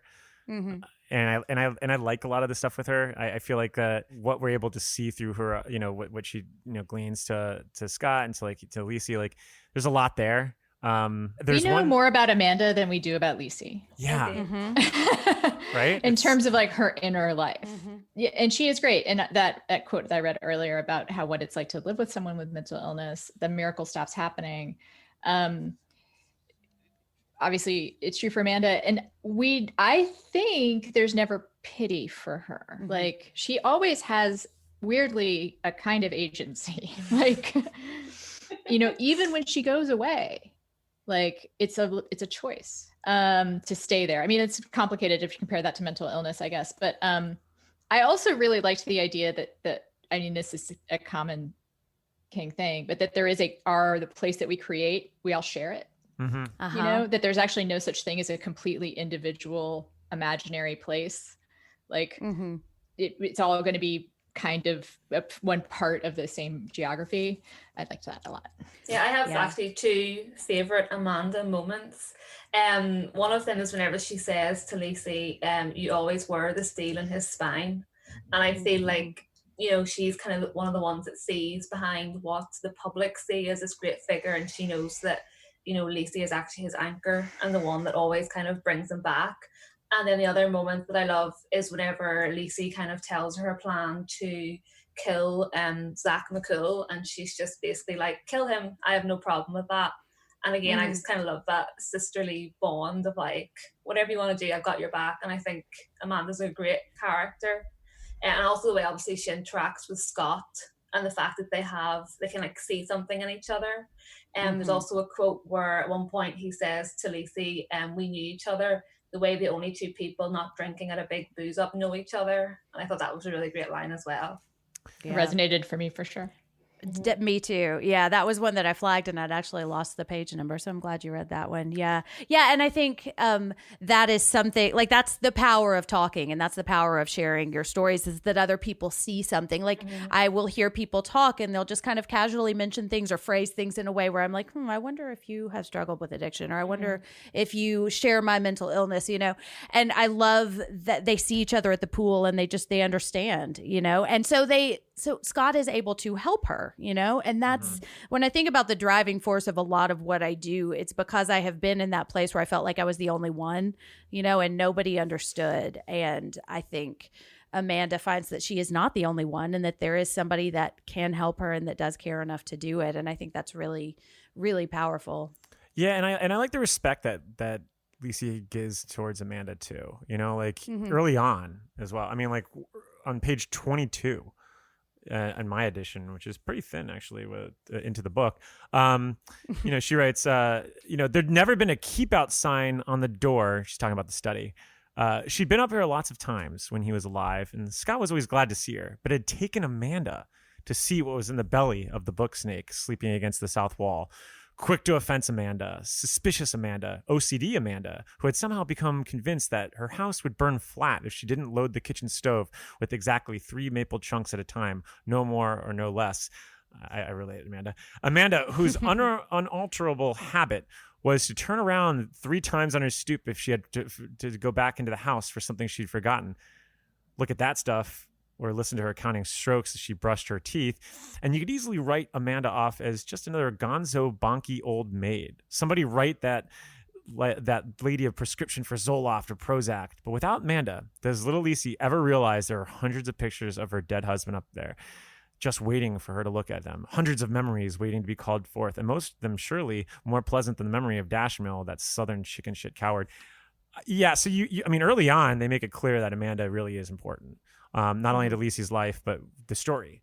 And so King pretty much gives a lot of agency into her character, which made me wonder, just because I'm always trying the real life logic, like who in Tabby's sisters are... The crazy one? Is the Amanda? Yeah. Right? I'm sorry, I shouldn't use... I try not to use crazy too flippantly. Yeah. I also will say, yes, but you've reminded me that just in the edit that King did for the miniseries, eliminating the sisters we don't actually meet. Good idea. Yes. Yes. Because they're it's kind of weird to have them in the book. Cause like we don't they're just like chattering in the background and there's no like reason to have them. So yeah. I was kind of let down when you finally do. It was the last sister that she's coming into town. Canty. Yeah. She gets in the story and it's like nothing happens. I was like, well, what was the point of having this character? Like, it's like exactly. It's just so strange. There's so I agree. Yeah. Completely no reason to have those characters. They're just not there. I mean, they're the only purpose that they serve plot wise is after Lisey gets Amanda out of Green Lawn. And they have to make up a story about why she's out. Like, yeah, you'd have to do that, but you also could have subbed in somebody else for that. Like, yeah, I guess also because in making that up, we see a side of Amanda's personality come out, right? Like the co-conspirator side when they together come up with that story and together on the phone get Darla or whoever it was off their back. Yeah. Yeah, because I do love when, and you could even see the energy in King's writing, like when Amanda comes to, and like in it to another Twin Peaks reference is almost like when Dougie becomes Coop again. It's there's a spirit in the air, and King gets a little cheeky with the writing, but you can tell that like he'd been waiting this entire time for Amanda to come back so that they could have that banter back and forth and have these like little jokes and all those things that King has observed with Tabby and her sisters, like, are in those chapters when they finally escape, from the clinic and all. And so I actually do really like when you have that other voice with Lisey, and you get to kind of get a little bit more of Lisey, and you get obviously more of Amanda because she's not in the fugue state that she was in before. And so I do like those chapters, and then I do think that you get a little bit more when Darla's in there too, because you get a different type of energy. But I think the miniseries, it's another one what you were talking about, Anna, before. It's like I think King realizes that power, and that's why I think in the miniseries he leans on it a little bit more, which is why Darla's involved a little bit more in the miniseries too. Whereas in here she's kind of like a corollary presence in a way. But yeah, no, I mean, I really dig these chapters here. It kind of reminds me of there's a lot of inside baseball to it where you can kind of tell that like these are a lot of these inside jokes and back and forth or things he's probably heard like in the other room before. Yeah. And I think we've talked about the sister. I do want to call out that I hate the name Cantata. I'm sorry if we're listening. And your name is Cantata. Doesn't she name it? Yeah. Oh, yeah. Clearly an inside joke, I guess. Like, I know. Although I will say I did know a choir director who named his kids tenor, treble, tetra, and timbre. That's terrible. That's cruel. I know. And if you're listening right now, you're fantastic. And I'm sorry. Yeah. But yeah, plus the nickname is Canty, which nobody wants that nickname, No.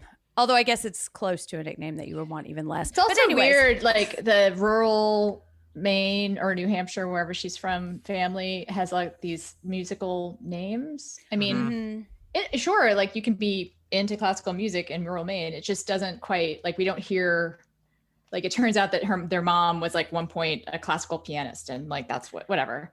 Yeah, even it was a wise update to the miniseries, is where I think I'll leave it. But let's. Can we go tertiary now? Yeah, shall we move on to? Well, who would you like to go to, Anna? Well, it's more of a theme, but it's something I really liked, which is that when Lisey recognizes the deputies as full people, because it's almost a commentary on secondary characters in novels, right? Yeah. Like that all of these people have their own story, that you can see that someone is like a supporting character in your own drama, right? But that for the guy who used to play football and has the nickname, like he has this whole past and this whole history, and she has that revelation, right? And where she's like, oh, these are real people.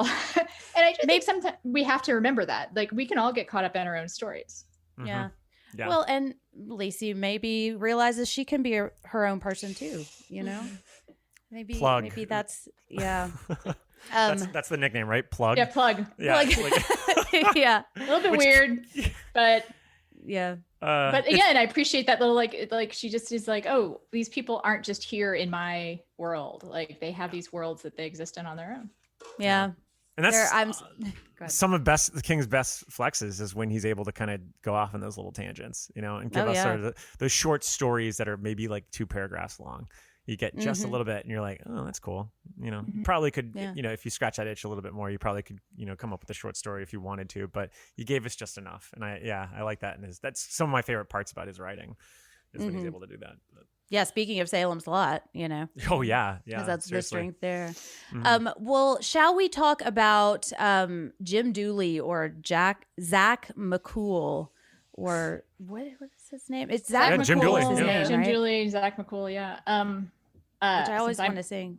Since I'm talking, I'll talk Dooley. more. It's so hard not to compare this to the miniseries since I just have it in my head. Mhm. I will say, I'll try not to do that, but I'll say that he almost is a caricature. Mm-hmm. Like he comes real close to being two-dimensional. I'd say Yeah. he's like 2.5 dimensions. Yeah. Like he's like a thick piece of cardboard rather than Mhm. like just like a stand-up character, you know?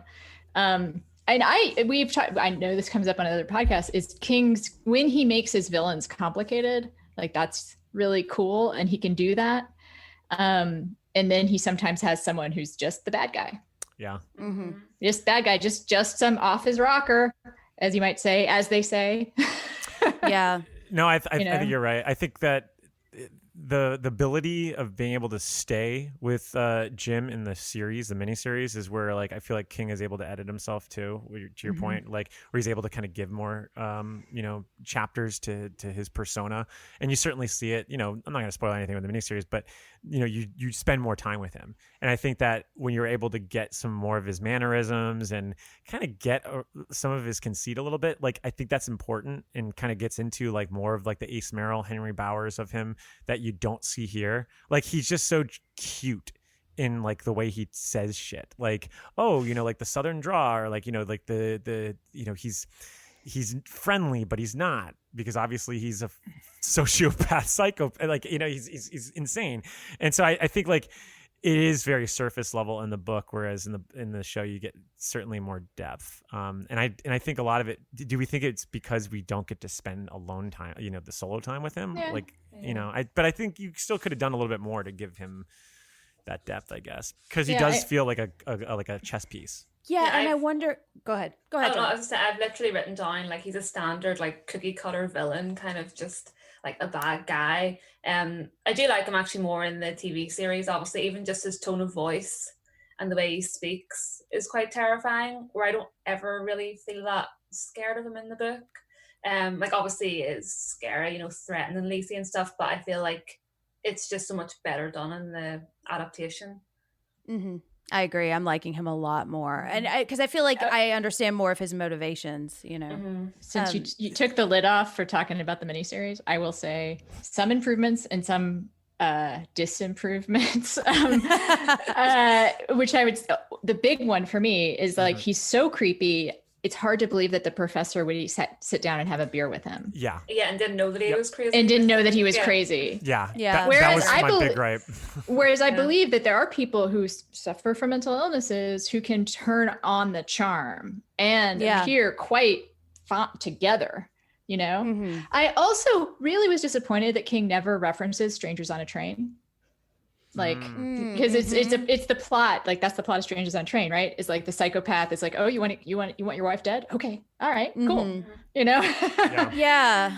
I feel like in the miniseries he's just more developed. Like there's more motivation, and I wonder. Like I read him He's here. sure creepier, that's for sure. Oh, 100%, he is. Well, but I think like as I'm thinking about why that is, one, I think he's had 15 years and some editing time. Right.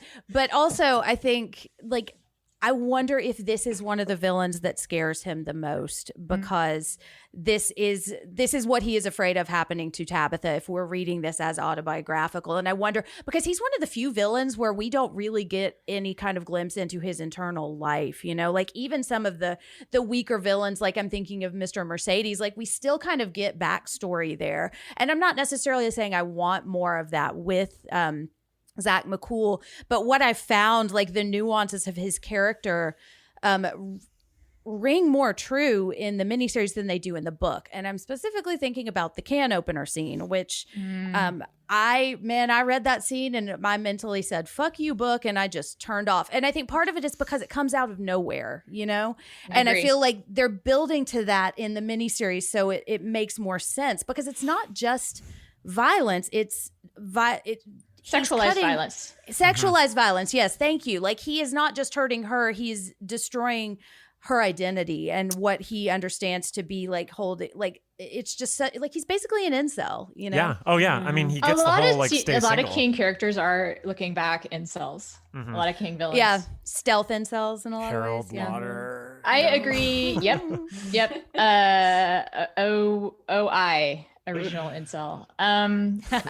I agree that that's the weakness of the Canoper scene, which also I had to speed read. Like I was just like, oh, okay, yeah, all right, yeah, not gonna do too much because I'm a visual reader. It comes out of nowhere. He's creepiest when he's off stage, kind of when she's thinking about him, like he could be. Like actually, there's the jump scare. There's a book jump scare where she thinks she sees him hiding behind the barn, and I almost got mad at myself. Like this is such a cheap thing, but it worked. It does. It worked. It totally worked. I thought that was gonna be a hot take. I was gonna say I thought the vacuum cleaner and the fire or the lawnmower were scarier than Jim Dooley. Yeah, no, they were. When she's so that's why you don't show the monster right away at the beginning of the show. Yeah. When she's imagining what he'll do to her, when he says that really creepy phrase that I am not going to repeat because it made me cross my legs. You know, when she's imagining what he might do, like he's much scarier. Yes, and the part that I pulled about that was right after he says that really creepy phrase, because I think it kind of explains why that is so upsetting to me. So he's just said that thing. Lisey had closed her eyes at some point during his lengthy speech, which had the feel of memorized set piece. She could feel hot tears trickling down her cheeks and didn't know if they were tears of rage or shame. Could they actually be tears of shame? Yes, there was something shameful in being talked to like this by a stranger. It was like being in a new school and getting scolded by the teacher on your first day. And I think that is the difference between just cutting someone on the arm. You know, like he is intending to make her feel like shit because she's a woman, and that's why. And that's like I feel like really the baseline for his hatred of her is that she exists as a woman adjacent to a man that he loves, you know? Yeah. And I feel like it's the seed for what King is able to sprout for the show, because he definitely explores that topic far more on screen than he does in the pages here in this book, I feel. And I mean, obviously, because it's like so much of it has to be explicitly said in the miniseries. But I feel like I just get more of that from DeHaan's version of Jim Dooley than I do in the actual book. And I will say the other thing that when adaptations soar above their source material, it's often because of the strength of the acting too, right? Because I guess I don't know that actor's name, but who plays Zach McCool. I guess he doesn't go by Dane DeHaan. Yeah. Like we don't need a lot of backstory. He's so good that we can. It's that's what acting is, right? It's like it gives us the imaginary backstory that we can fill in because we think we know this person because it's such a fully developed like presentation of that person, right? And yeah, he just oozes violence. It's so like. Yeah, he's just like repressed violence, you like, know, like about that scene to explode at their old house. Like I was for sure he's gonna kill that guy. Like he is gonna for sure kill the guy that's living in Scott Landon's old house. He doesn't, but you feel like yeah. So. Yeah. And there's like I think about Pet Sematary where he put it in a drawer because he was like, this is too scary. I can't go there. I wonder if this is too personal for him to really fully explore at this point when he's writing it. And 15 years down the road, he's got a little more perspective. Like I read the can opener scene this time. I knew it was coming. I knew what it was going to be. And I could get past it. But, I wonder if the time and distance has helped him kind of understand what that character is. I do wonder if he's like with villains lately. Maybe it's post-accident, and maybe I need to read more from the post-accident, but I feel like he pulls his punches with the villains a little bit lately over the last 20 years, like especially in the third act. And it's something that we discussed with like If It Bleeds and also with The Outsider, not spoiling those sections, but like I feel like once he gets to that point where you're in the final act, it needs to be terrifying. I just feel like he knew what to do with his villains a little bit more in the 70s and 80s and even in the early 90s than he does like in like the aughts and like the later books. Because I feel like once he gets to that final act, he's like, all right, well, I got to give it the hero. I got to give it to the hero. Whereas like a lot of his earlier stories, some of the reasons why it stays with you and they haunts with you is because he kind of leans a little bit more into the darkness. He's like, well, you know, it's almost like there's a cynic in him that's not there anymore. Where like, oh, sorry, go for it. Oh, no, I was just going to agree that like in classic horror in a way also, like you're never sure if the monster's really dead. Yeah. You know, like then that's how he plays it in a lot of his early books. In his more recent books, it's like, you know, it's monster's dead, boop, gone. You can move on now because the monster is dead. You're safe. Know? You're safe. And that it's interesting to tie that to the accident actually, because if you develop, he talks in interviews about a phobia of death after the accident. You would want to maybe make things end and, you know, have the threat just go away rather than continue to be present. Well, so I've got a couple more characters on the list, but I feel like we've talked about a lot of them in talking about the themes. So are there any characters that we have not mentioned that we want to before we move on? Maybe I'll just open it up that way. All right. Well, let's move on. I don't have a clever transition, so we're going to go to a section we call Misery. She died. She just slipped away. Slipped away! Slipped away! She didn't just slip away! You did it! You did it! You did it! You did it! You did it! You murdered my Misery! Annie! And this is Misery. Look, we all love Stephen King. Otherwise, we probably wouldn't be doing this podcast. But like one Scott Landon, he is not without flaws. So this is a section where we mention any passages or sections or insufferable, never-ending catchphrases that just didn't quite work for us in our Misery section. Oof. And I've got one word for mine: Sowiza. Yeah. I thought you were going to say smucking, to be honest. Smucking is mine, but Sowiza, just the term strap-on, maybe I just can't not think of dildos. Exactly. Oh my God. You say strap-on, and what, I don't know. Like, what are you strapping on? What are you strapping on? Yeah. In some ways, it's appropriate. Because it's a very masculine, like you're going to like gear up and go out and do some damage. But I just wish he'd chosen a different, metaphor or I'm so glad someone said it. I was so worried. Every time. I was actually grateful for Sowiza because it meant I was not going to have to see the word strap it on. That's true. Because what is that implying about strength? You know, that like being strong is taking on masculine traits. And I think one thing that we could learn through this book it actually does work as like... It does, and I don't like it. Like, no, she's strong without that. Mm-hmm. Yeah, whatever it is, a gun, a pretend phallic symbol, or a more literal phallic symbol. Yeah, I couldn't handle it. Like, the repetition of the strap-on is it just derails a lot of the severity of the situation because of the image that you get from it. Which I could also make the same argument for like Bad Gunky, because like, you know, look, I get you know the origin of where it comes from, but you know. There's no like way that you're gonna go. All right, well, Scott, that was when you were a kid. So we're just gonna call this, you know, the trauma, or you know, the shit. You know, something a little bit. You know, let's upgrade the language a little bit more. Because there's so many situations that are so dour and so terrifying, and then it's just like, and the Bad Gunky, and I'm like, all right, yeah. It just kind of softens the blow a little bit, but.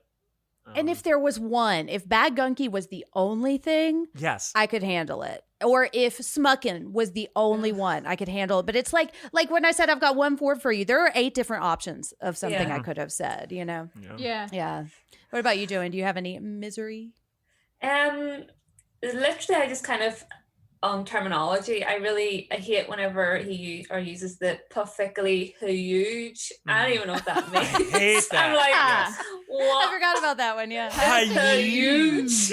What is that? What? Like, and Lisa uses it all the time, and I'm like, I don't know why you're using that. And Jesus, Mary, and Jojo the Carpenter, I was like, okay, I don't know, just write that Well, off. you know, we actually didn't talk about this as a theme, but one of the other themes in kind of wrapped up with how madness and creativity are sometimes maybe the same thing is how language creates worlds, right? How in writing what you do with your words, and in all this individual, like I actually went through this time and I underlined every time he uses one of those colorful phrase, you know, that he probably got from somewhere. Because I think in On Writing, he talks about collecting phrases that he hears. And so clearly, like, and he does a little like etymology or whatever, or like a source. He gives some footnotes about where they come from. Oh yes, he does.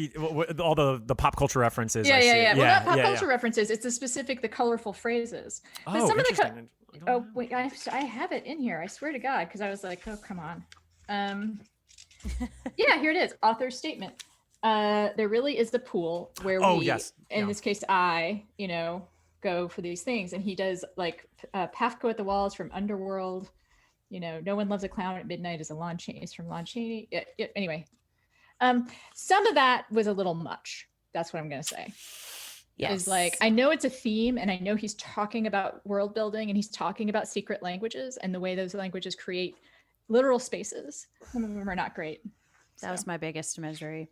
I had one tiny one that is really just kind of my own little bugaboo that I can't get past, is when on page 254, talking about Scott getting shot in her chest wound. She said Scott had gotten his chest wound. Now she had hers. I was like, nope, those are not the same thing. That did not happen for the same reasons. They are completely different things. Yes, they both happened in the same general part of your body, but those are different. And that really bugged me.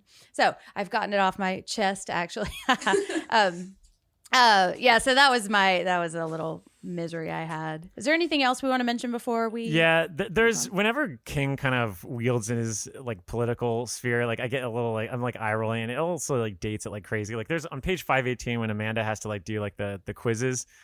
It's like July of 1946, which makes me not quite 60. Listened. I have one child, a daughter named Intermezzo, Metzi for short. Listened. George W. Bush, sad to say. I believe the man has a God complex, at least, as dangerous as that of his stated enemies. It's just so like, all right, we know you're bringing that to the table, King. Like it's just so like it's so ostentatious, and it seems a little performative sometimes. Like he does it up until like he does it even recently and later, where I think he was even talking about like maybe like the housing or like market over there, and he was kind of like doing like a little mini op-ed for himself in it. It just comes off as like a too tangential sometimes. And he's done it forever, but it's kind of charming in a way because it's a Kingism. But sometimes I'm like, oh God, come on. It's like, this isn't Twitter. Like, totally. Yeah. And then just, I feel like, I know that like Lisey's a fun character for him, but like, I feel like he gets a little too in love with the character where she's like one point she's like literally like having to stop herself from laughing at herself, like her own jokes, like kind of like biting her tongue, like doing like the Zaza Gabor voice. Like there are little times where it gets a little too cheeky for me, and I'm just like, I'm like, all right, come on, we're not that self-involved with them ourselves sometimes. Oh. It just gets, I got one. There are a lot of scenes in bathrooms. Yes. Oh well, that's that's King. We all know he has like a weird BM potty fetish. pee obsession, but so many scenes happen in bathrooms. Also, we get like he says like she's peeing. Like, do we like that? I don't know. Do you need that part of the detail to like be like she's in the bathroom? Right. Yeah. I always joke that say like if we ever had a chance to talk to King, that is I'm gonna have to talk about BMs with him. Like it's just so intrinsic in his style that like there's something there. Like I feel like his biggest fear is not monsters, not public speaking, obviously. It's shitting his pants. Like I feel like that is his biggest fear. Like it's in every one of his books. Like I believe it's usually in fear too, right? It's the involuntary release that must just scare the shit out of him. Yeah. To turn a phrase. As they say. Yeah. Yes. Even like the good Ma stuff, the folksy stuff, just I don't know, it just doesn't do it for me. It gets a little too distracting. But Yeah, that's it. It's distracting because it's so pervasive. It's like you could probably find one on every one, like third page, maybe even on every page. And it's just, and that's where I think I was mentioning this earlier. Like, I feel like he is so into this internal world of the novel. And it's one of the few times where I feel like I don't know if he realizes that we're not necessarily there with him, Yeah. Well, what about some things that we do like in a section we call Word Processor of the Gods? And we're gonna make a new rule. Whenever I'm in here, you hear me typing. Or whether you don't hear me typing, what the fuck you hear me doing in here, when I'm in here, that means that I am working. That means don't come in. Now, do you think you can handle that? Yeah. Fine. Why don't you start right now and get the fuck out of here? So Word Processor of the Gods is where we highlight the words or passages that we did like or we did even love. Joanne, do you have anything you want to add? Yeah, I have, I think, quite literally my favorite passage I've ever read in a King book, or one of them anyway. On page 97. Sometimes she'd go a whole day without thinking of him or missing him. Why not? She had quite a full life, and really he'd often been hard to deal with and hard to live with. A project the Yankee old-timers like her very own dad might have said. And then sometimes a day would come, a grey one or a sunny one, when she missed him so fiercely she felt empty. Not a woman at all anymore, but just a dead tree filled with cold November blow. She felt like that now, felt like hollering his name and hollering him home. And her heart turned sick with the thought of the years ahead, and she wondered what good love was if it came to this. To even 10 seconds of feeling like this. Yeah, I loved that passage. I marked that one as well. I have it marked as well. Yeah. It's Does anyone else have anything they want to share? 'Cause I got a couple. You go ahead. I've always very stupidly never mark mine. So. Well, the one actually I found two that are like this, and it's what I love is that we have different versions of her grief. Like, yes, there's that beautiful passage, and then there's like the one that I found is on page 212. It's a little long, but I love it. I'll read it fast. Lisey breaks. As she bolts forward into the stupid smucking memory nook, she seems to hear him say, "So he's and I'll skip about a line. And then that is gone, and she begins tearing his plaques and pictures and frame citations from the walls. She picks up the bust of Lovecraft the World Fantasy Award judges gave him for Empty Devils, that hateful book, and throws it at the length of the study, screaming, "Fuck you, Scott, fuck you." It's one of the few times she's used the word in its unvarnished form since the night he put his hand through the greenhouse glass, the night of the blood pool. She was angry with him then, but never in her life has she been so angry with him as she is now. As if he were here, she might kill him all over again. She's on a full-bore rampage, tearing all that useless vanity crap off the walls until they are bare. Few of the things she throws down break on the floor because of the deep pile carpet. Lucky for her, she'll think later on that when sanity returns. As she whirls around and around, a tornado now for sure, she screams his name again and again, screams Scott and Scott and Scott, crying for grief, crying for loss, crying for rage, crying for him to explain how he could leave her so, crying for him to come back, oh, to come back. Never mind everything the same. Nothing is the same without him. She hates him. She misses him. There's a hole in her, a wind even colder than the one that blew all the way down from Yellowknife now blows through her. The world is so empty and so loveless when there's no one in it to holler your name and holler you home, which like almost makes me cry to read it. I had that bit too. Yeah, those are, I was just going to say, like, mine are actually more, they're not like beautiful writing. They're just like saying something so well that I've felt, you know? And Michael, this might be one that would resonate with you. He is telling her why he loves her. I lay there beside you and the tears rolled down the sides of my face and onto the pillow. I loved you then and I love you now and I've loved you every second in between. I don't care if you understand me. Understanding is vastly overrated, but nobody ever gets enough safety. I've never forgotten how safe I felt with that thing gone out of the darkness. Yeah, I have that one. No way. Yeah. And then the corollary to that one, and also I have the one that Joanna read, and there's a corollary. It's for you, he says, as she yanks off her blouse and drapes it around the red and dripping mass, feeling it soak through the cloth at once, feeling the crazy heat of it, and knowing, of course, why that small voice was in such terror of the things that she was saying to him, what she knew all along. Not only is this man in love with her, he's half in love with death, and more ready to agree with every mean and hurtful thing anyone has ever said to him. Yeah. I should have read them in opposite order. It's fun because it's funny that you mentioned like the things that like the mantras, if you will, because that's, I mean, Jen, you had it in your notes that you separate it between like mantras and others, and that's how I've always done it with like the word processor. It's like things that I always joke saying like things I would have as my AOL Instant Messenger going away message or something like that, you know, like, and there's one I really like that was on page 18. It's like time apparently did nothing but blunt grief's sharpest edge so that it hacked rather than sliced. I like that one. I kind of wanted to ask everyone what they thought about the everything the same, like what you glean from that. That was one of the ones that I wanted to talk about because that's maybe my favorite sentence of the whole book. Like, that's a tattoo. I loved it.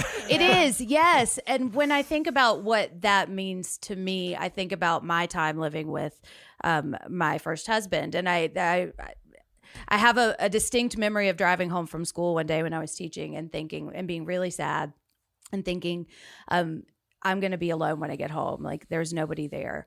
And feeling really sad about that, but then feeling like this relief of, well, at least I know what it's going to be, because a lot of what that is never knowing what's going to happen. Like, what are you going to come home to? And I think like of Scott living with his father, who was so like erratic and he just never knew. And I think everything the same is saying to Lisey, like, you are my safety. And with you, I feel safe. Yeah. That's kind of how I took it. That's the one mantra that doesn't. Exactly. That's the one that I love. Yeah. You could have gotten rid of Soiza, could have gotten rid of smucking. Come on. Like it just sounds silly. It just sounds silly. Yeah. And so yeah.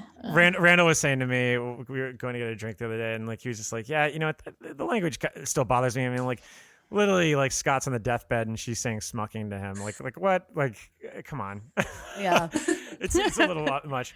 I will say, and this is going to sound cliche for all constant listeners from me, but I love when obviously King talks about the weather and the surroundings and the settings, and you know he is a scholar of Bradbury, and I feel like he kind of flexes that muscle big time here on page 343. When he said, so Gary assures her that the Landons have got the tightest house in Castleview. Tells her that he'll keep a close eye on Lisey's kinfolk, especially on Amanda. It almost goes without saying. And it reminds her that cold weather is just a part of living in Maine. A few 3-dog nights and we'll be on the way to spring, he says. But when the sub-zero cold and screaming winds finally roll in on the 5th of January, it's worse than anything Lisey can remember, even casting her mind back to childhood, when every thunderbuster she rode out gleefully as a child seemed magnified into a great tempest, and every snow flurry was a blizzard. She keeps all the thermostats in the house turned up to 75, and the new furnace runs constantly. But between the 6th and the 9th, the temperature inside never rises above 62. The wind doesn't just hoot around the eaves. It screams like a woman being gutted an inch at a time by a madman, one with a dull knife. The snow left on the ground by January thaw is lifted by those 40-mile-an-hour winds. The gusts kick up to 65, high enough to knock down half a dozen radio towers in central Maine and New Hampshire, and blown across the field like dancing ghosts. I love that image. And when they hit the storm windows, the granular particles rattle like hail. Like, that's when you're like, okay, that guy lives there. You know, like he knows what he's talking about. And then the last thing I said, you know, I talked about this on the Green Mile, but man, like, you know, when he wants to land an ending, like I feel like he really knows how to land an ending. And I feel like the ending, like the last few graphs in this are just gorgeous. Like I really, really, really love the closing graphs here. Lisey walked to the stairs, dripping dark drops on some of the places where she'd bled. The wrap of the African slipped down to her hips and became skirt-like, exotic, even a little sexy. She turned and looked back over her shoulder at the long, empty room, which seemed a dream in the dusty shafts of late August sunlight. I love that line. She was golden and light herself and looked young again, although she didn't know it. I guess I'm done up here, she said, feeling suddenly hesitant. I'll be going. Bye. She waited for what she didn't know. There was nothing. There was a sense of something.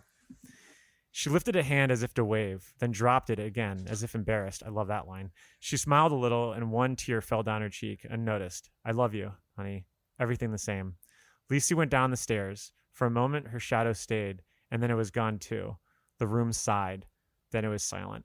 Like those last two sentences, the room sighed, then it was silent. It's just, that's like Hemingway right there. Like that's like the Hemingway style of just like the less said, the better. The less said, the more. And I just love the imagery there.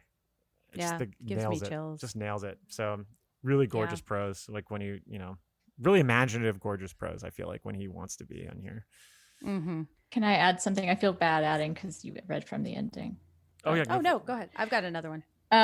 This is really short, but also sometimes that's where beauty comes through, right? Mm-hmm. He's just talking about getting the chain to lock up his brother or to restrain his brother. And perfectly huge is in the beginning. I know, so I'm not going to say that, but he's putting the tractor chain in the wheelbarrow, and he says the chain was talking all the while in its clanky language, which is all steel vowels. Steel vowels. Yeah. I don't know. I just like that. I just think that's really cool. And also it's cool because the chain is O's. Oh, I didn't even think about that. Yeah. I love that. I was like, oh yeah, that's good. That's like that little phrase is great. There's a lot of really gorgeous writing in this book, as much as there is like phrases that really bug me. That's just, some of it is beautiful. Yeah. I loved "You Saw Me Whole." That's something, because the what I add to that is "and not broken." Like she sees him as a whole person worth loving through all of his flaws. I've got one more that I kind of see as maybe the summary of how I feel about this, and it's Lisey again talking about her grief on page 332. "Hush and close your eyes." That was her voice, but it was almost his. A very good imitation. So Lisey closed her eyes and felt the first warm tears, almost comforting, slip out through the screen of lashes. There was a lot they didn't tell you about death, she had discovered, and one of the biggies was how long it took the ones you loved most to die in your heart. It's a secret, Lisey thought, and it should be, because who would ever want to get close to another person if they knew how hard the letting go part was? In your heart, they only die a little at a time, don't they? Like a plant when you go away on a trip. Which almost makes me cry when I start thinking about it, because I think about it's like that's death, but that's also getting close to people, and that's intimacy. Yeah. Oh, I have another one actually that's related to the love. It's the scene at the when he gets shot, but right before, when he does the cool like speech and like whips the apparently spins the shovel like a baton. And she says she's been married to him. I don't think that's very cool, but apparently it looks very impressive. And she says she's been married to him since 1979 and had no idea he had such a sublimely cool move in his repertoire. How many years does it take, she'll wonder 2 nights later, lying in bed alone in her substandard motel room and listening to dogs bark beneath the hot orange moon, before the simple, stupid weight of accumulating days finally sucks all the wow out of a marriage. How lucky do you have to be for your love to outrace time? Oof, that's a great fucking line. Yeah. That heavy weight of the days sucking the wow out of a marriage. Yeah. Since we're all veterans of marriages ending. Yeah. That's definitely a good way to describe it, I would say so. Yeah.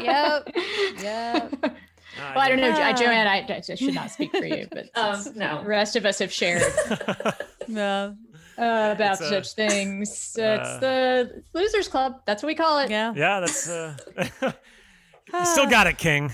Yeah, that's right. Well, is there anything else? Yeah, I'm hungry too. I was going to say, speaking of sucking the wow out of things. I might sit this one out because it was pretty bad. Yeah, there's some bad gunky in this section. Let me just say, bad gunky, not pound cake. Bad gunky pound cake. Yeah, right. So it's bad gunky pound cake. Yeah. After all you've been taught, everyone isn't bad, Mama. Everything isn't a sin. Come to your closet and pray. Ask to be forgiven. He's a nice boy, Mom. You like him. You really like him, Mama. So, welcome to Pound Cake. This is the writing that we loved when we were 12, maybe. Potty humor, sexy times, salad play. What did we find in this? Well, there was literal pound cake on page 63. Oh, yeah? But they were both too full to consider it. Yeah, I like to think right. I like to think that after listening to his favorite podcast talk about pound cake, now any subsequent books they will eat the pound cake. Yeah. Well, they do in 11/22/63, I believe, right? Or no, they did. They just call the sex pound cake. It's been a while since I've read that one, but I know the ice cream melts, but I think the pound cake survives for later. Okay, that's good. You know? I do. I mean, I gotta say, I like pound cake regardless, but you know, I've kind of it's good out of the box pound cake, which is something I don't think I've heard y'all talk about, which is the description of Hamburger Helper. Yes.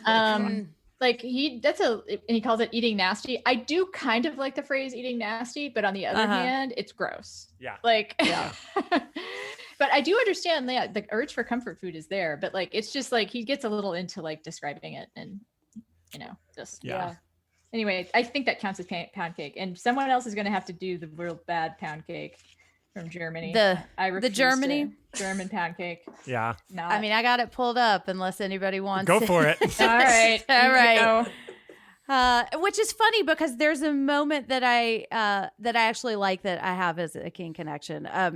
Okay, so on page 206. All right. Their marriage had almost broken in that bed. Never mind how nasty fine the sex had been, or that he'd fucked her to effortless multiple orgasms, and tossed her salad until effortless for whom? That's exactly. And tossed her salad until she thought she might go out of her mind from the nerve-popping pleasure of it. Never mind the place she'd found and the one she could touch before he came. And sometimes he'd just shudder, but sometimes he'd scream. And that made her go goosebumps all over, even when he was deep inside her and as hot as a suck oven. I feel like I have to retire after that. Which I guess the suck oven is from Stephen Dobbins, according to the author's statement. Don't put it in a sex scene. My God, don't talk about it when you're talking about like penis, vagina, sex either. Like, that's not pleasant. It's not a good way of describing it. And also, it's just like, that's the worst pound cake he's ever made, I think. Like, that paragraph might be just... Yeah. Because also, he probably feels really pleased with it. It sort of has the feel of like, yeah, I'm describing some hot sex here. And I'm even going a little edgy. Going edgy with the sex. Like, you know, he and Tabby read some books and like discovered some new tricks he wants to share. I wonder what Tabby thought when she read this. Yeah. It's like, why did you have to write about Thursday night? No. Yeah. Well, no, that's actually kind of like I don't know why. It's like imagining like he really is excited about this. Like cool, new, fun stuff. But it's just please don't. Right. Because I mean, where he cut his teeth is obviously in Smut magazines and stuff. So I got it in that point when, you know, back when they were published in those, you know, in the mags and stuff. But like when you're doing like, it doesn't really fit here at all. Like, you know, and not to say that it ever really did fit in those, because I think that actually, because he writes a good sex scene. I mean, I talked about, you know, I'm gonna sound like I'm beating a dead horse again, but I still like the bathtub hand job in Pet Sematary, because I think it's actually written really well, and it's not too smutty. There's a fine line there, but yeah, like getting too literal about what's going on, like what's the point? You know, like why you don't really need to do that. It isn't. I don't know what you glean from it really, like other than just for sensational sake. I don't know. Some cool words, you know. Yeah. And also effortless multiple orgasms. I think is like a red flag. Yeah. And I mean, again, there's nothing wrong with doing any of these things. No. Like lumping them all together in one sentence for me to read aloud. And also, like hard to believe that from a missionary style sex, you would get there. That's all I'm saying. You would get to the effortless multiple. Like, yeah. Joanne, did you have anything? Just the part where basically Lisey was reflecting on the different terminology that Scott has come up with for sex. So it was just a list of getting his end wet, getting your ashes hauled, dipping your wick, making the beast with two backs, chugling, which I don't know what that is, and the very elegant ripping off a piece.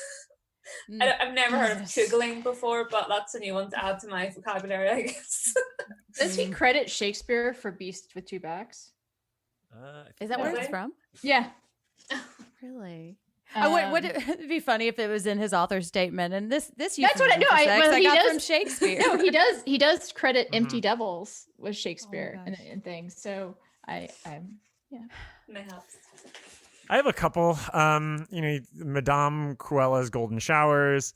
The obsession with Lisey's wedgie in Nashville is odd. Oh yeah. Yes. Like, mentioning it once is one thing. Because, look, we've all been there and it sucks and it's the worst thing ever, especially if people are staring at you. But yeah, I noted it's on page 43, page 45, page 51, and page 59. That is 4 different references to the fact that she's got her underwear up her crack. And then his bowel movements while touring. Like, like you're saying, Anna, like that is certainly a fear of his.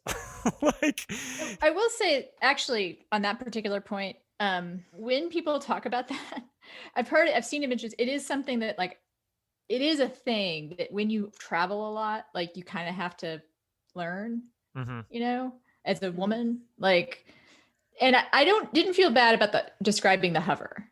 Okay. Let's say that way. Cause I feel like that is like, if you as a woman are forced to be traveling a lot, sometimes in, let's say, substandard areas, like, yeah, that's what you do, know? Yeah. So I can see it kind of being a memory for her. Yeah. Of that time. I'm actually, I can't believe I'm defending it, but you're defending yeah, that's good. No, that's, but this one particular thing, like, he doesn't have to go further than that. You could just say hovering and then be like, that's it. Yeah, we know what you mean. We know what she's doing while she's hovering. Okay. Like, it's not, yeah. So he always just goes there. Always. Yeah. It's always, go for it. Sorry. I was going to say, related, I had the arc of turds. Yeah. When, with Paul. I was like, I don't need that detail. And I don't need you to keep talking about it. And also, like 3 times. So many other ways to describe the arc of what his reach was, right? Yeah. Like, you could have, like, he wore a footpath at the end of where he, the arc of a footpath around the, marked the edge of where he could get to from the chain. I don't know, something. I can't do it on the fly, but, like, that doesn't have to be it, does it? Yeah. Well, the last one that I had was page 103. Then off to bed, just 2 debusher old maids without a single dildo between them. Yeah. It's a good wrap up.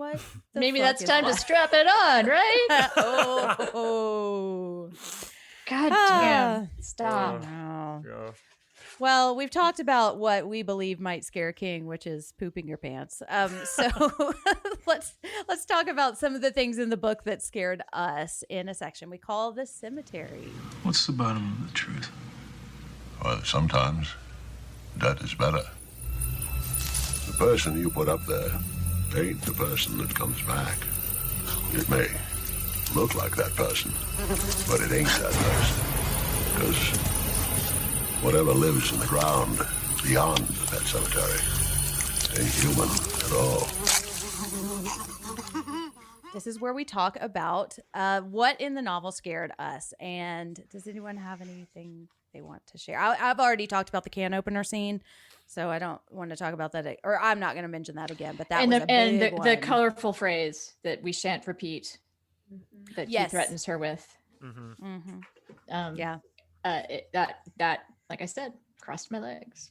And then we also mentioned, but I'll just repeat again, the 2 fake outs that are actually pretty scary. Yep. Yeah.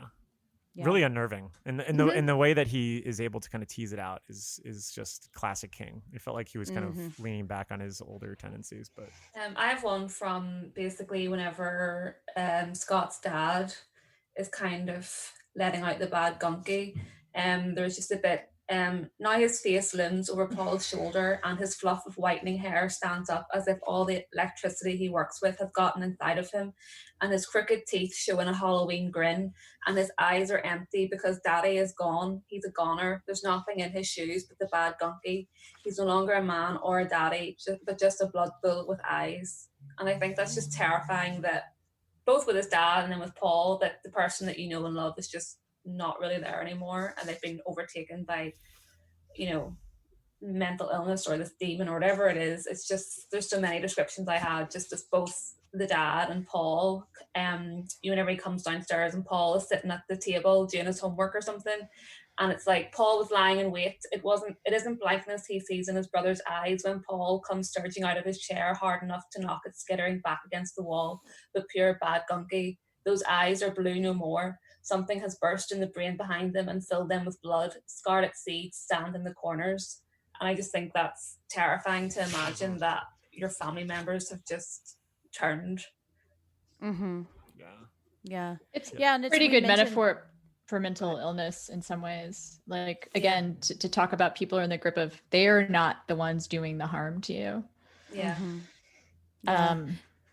Yeah, and we mentioned The Shining earlier. Like, there's the moment at the end where he talks about the mask, like the father wearing father face wearing mask. I can't remember how he phrases it, but it's similar in that way. It's like there's still a person, but the mental illness has taken over, and you can't see that person anymore. Yeah. I think another thing that really is effective about those chapters that King's really good at doing is the table setting of it all, and then also just the sort of claustrophobic atmosphere of it all.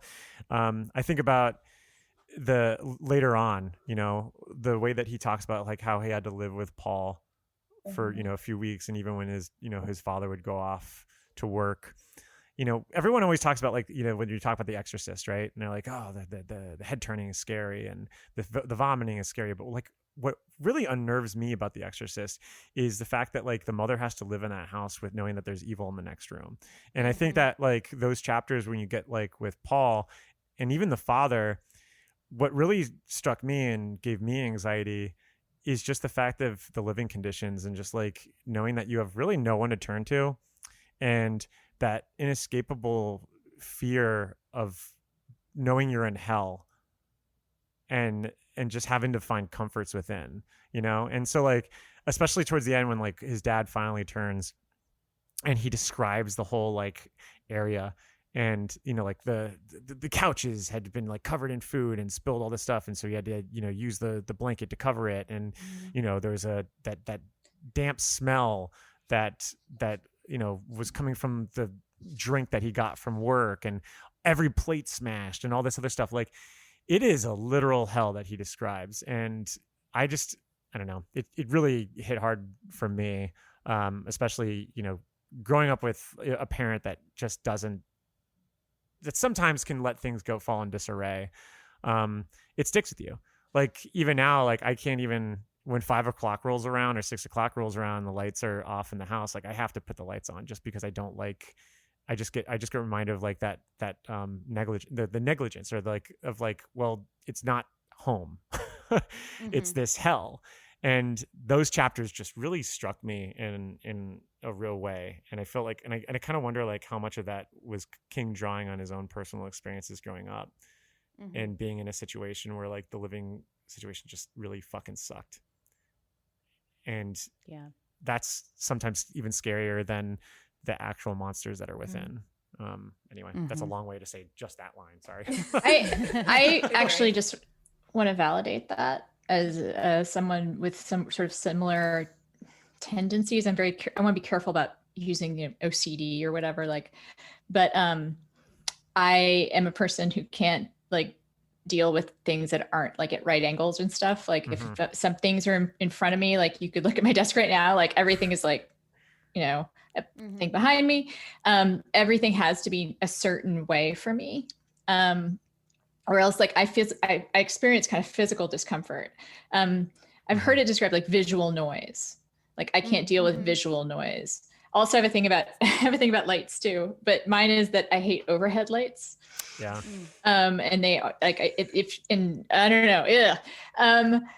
And I had not realized like how much those scenes bothered me until you mentioned it. Cause it is true for me, like hoarding situations for me are like really triggering. Oof, yeah. And just that kind of chaos is a chaos that like, I won't watch. I won't. And also to me, it recalls a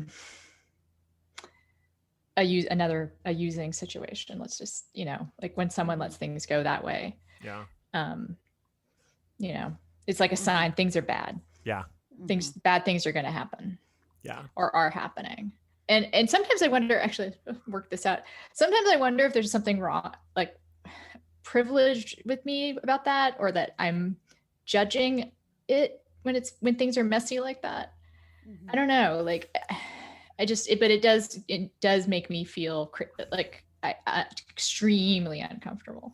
because I think a lot of it comes from the fact that it's a physical manifestation of the demons that you can kind of that you've been couching away. You know, like when I think about it, that's the kind of conclusion I lead to, is that like, oh great, the things that I know exist like are now literally in front of me. Like, and I can't escape it. It's just my living situation. And that's when I knew, you know, growing up, when we would have to go, you know, to the other parents' house, it's just be like, all right, time to go.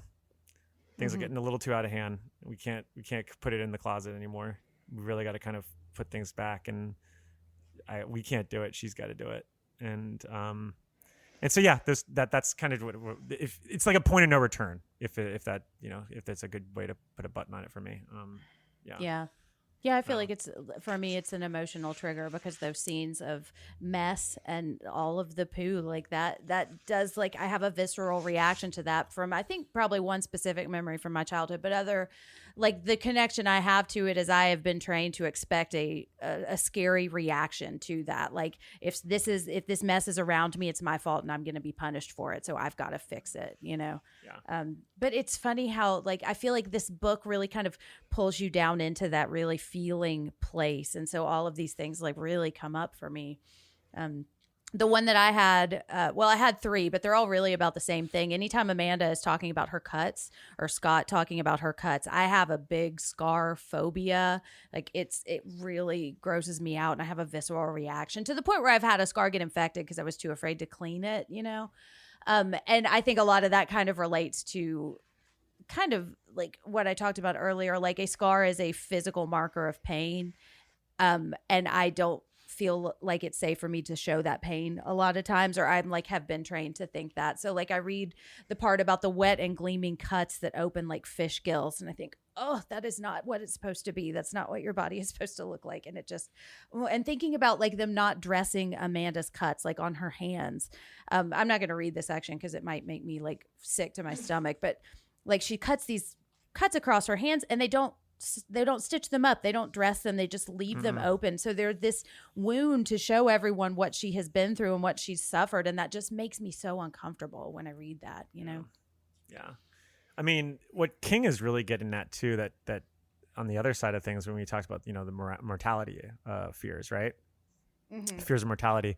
I kind of hinted at this a little bit. I actually sound like a complete moron on the recap episode for the Apple TV one, because I didn't realize that at the time.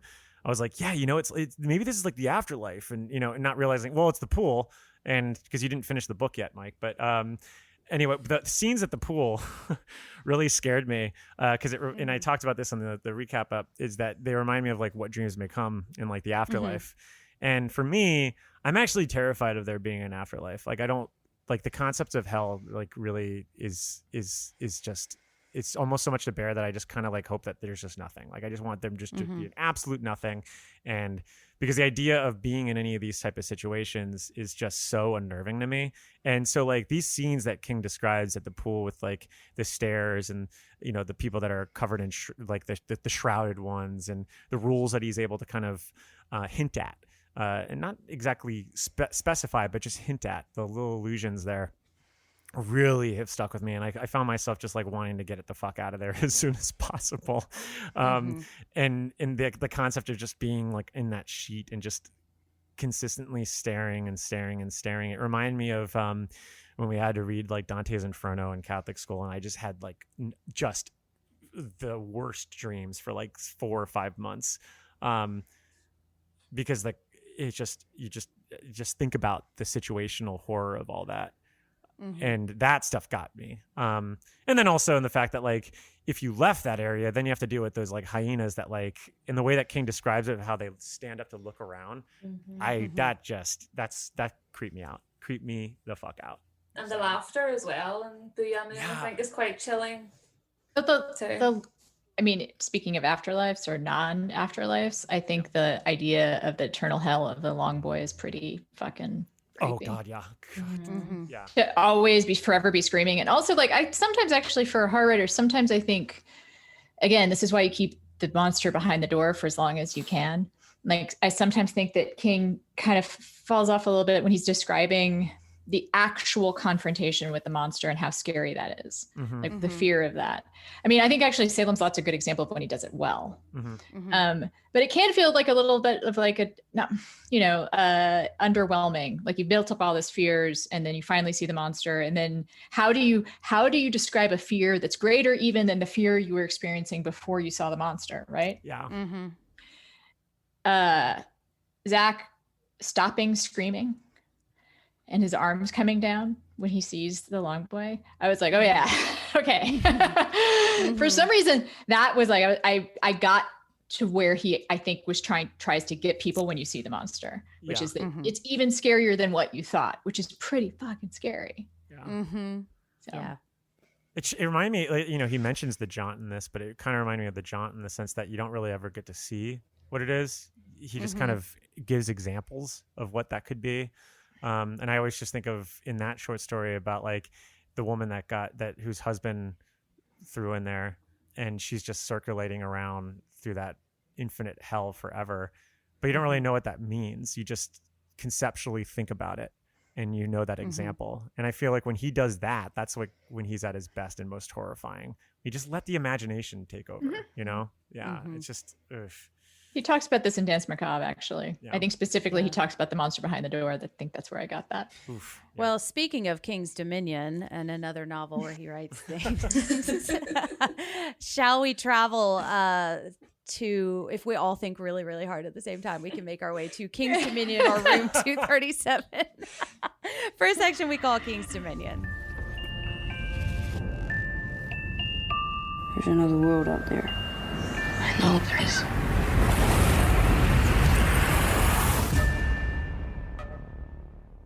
This is where we talk about things that we found in the novel that connect to other things in the vast world of King. And I feel like this is one where it's almost like I don't want to say bull hunt, but I'm going to say bull hunt of like different pieces. No, I think actually he would life. probably say it. He would probably say that it is. Yeah. If you asked him. Yeah. And if you read On Writing, one of the things that I loved about reading that is in the first section, he's just telling all these stories of his life. And I'm like, oh, that's like that story. Oh, that's like grandma. And it's like you see where all of these things come from, even if they're not literal stories. Like he refers to his mom as a sharecropper in On Writing, and that's something that he writes in Grandma. And it's just like, I see where this is coming from. Like I see the pool that you are drawing from, which I think is really interesting. Like there, he writes in On Writing about his brother who, would like print his stories or his essays in the basement, like the printing press. Like that is something that is autobiographical, which I think is really sweet. There is a lot in here, and that's something that I really loved about this literal King's Dominion. And that, like, I kind of noted all of them. So like these are just things that I felt like he was actually bringing to the table that are his own personal life. Some of them I roll, whatever. I'm just going to go with it. I'm going to list it real fast. So he mentions the push pelt and says that that's like one of those names designed by English majors to be charming and mean absolutely nothing. That is absolutely him just taking that from his own either teaching or being a student and just rolling his eyes and being like, and that's sticking in his craw forever. He mentions Prel and Foamy. I wonder if those are products that he actually uses himself. He lists all these authors throughout the whole book, especially on page 73, of like authors that Scott reads, which I assume are authors that King reads as well. The recurring use of hamburger helper is interesting because there's actually a really famous, just a fun little cheeky King anecdote where I guess they asked him like for a recipe. And one of the recipes is just this like slop that he makes that's like just like he says when he was poor he would make it. It was just like hamburger meat with some noodles and just like a like basically just ragu.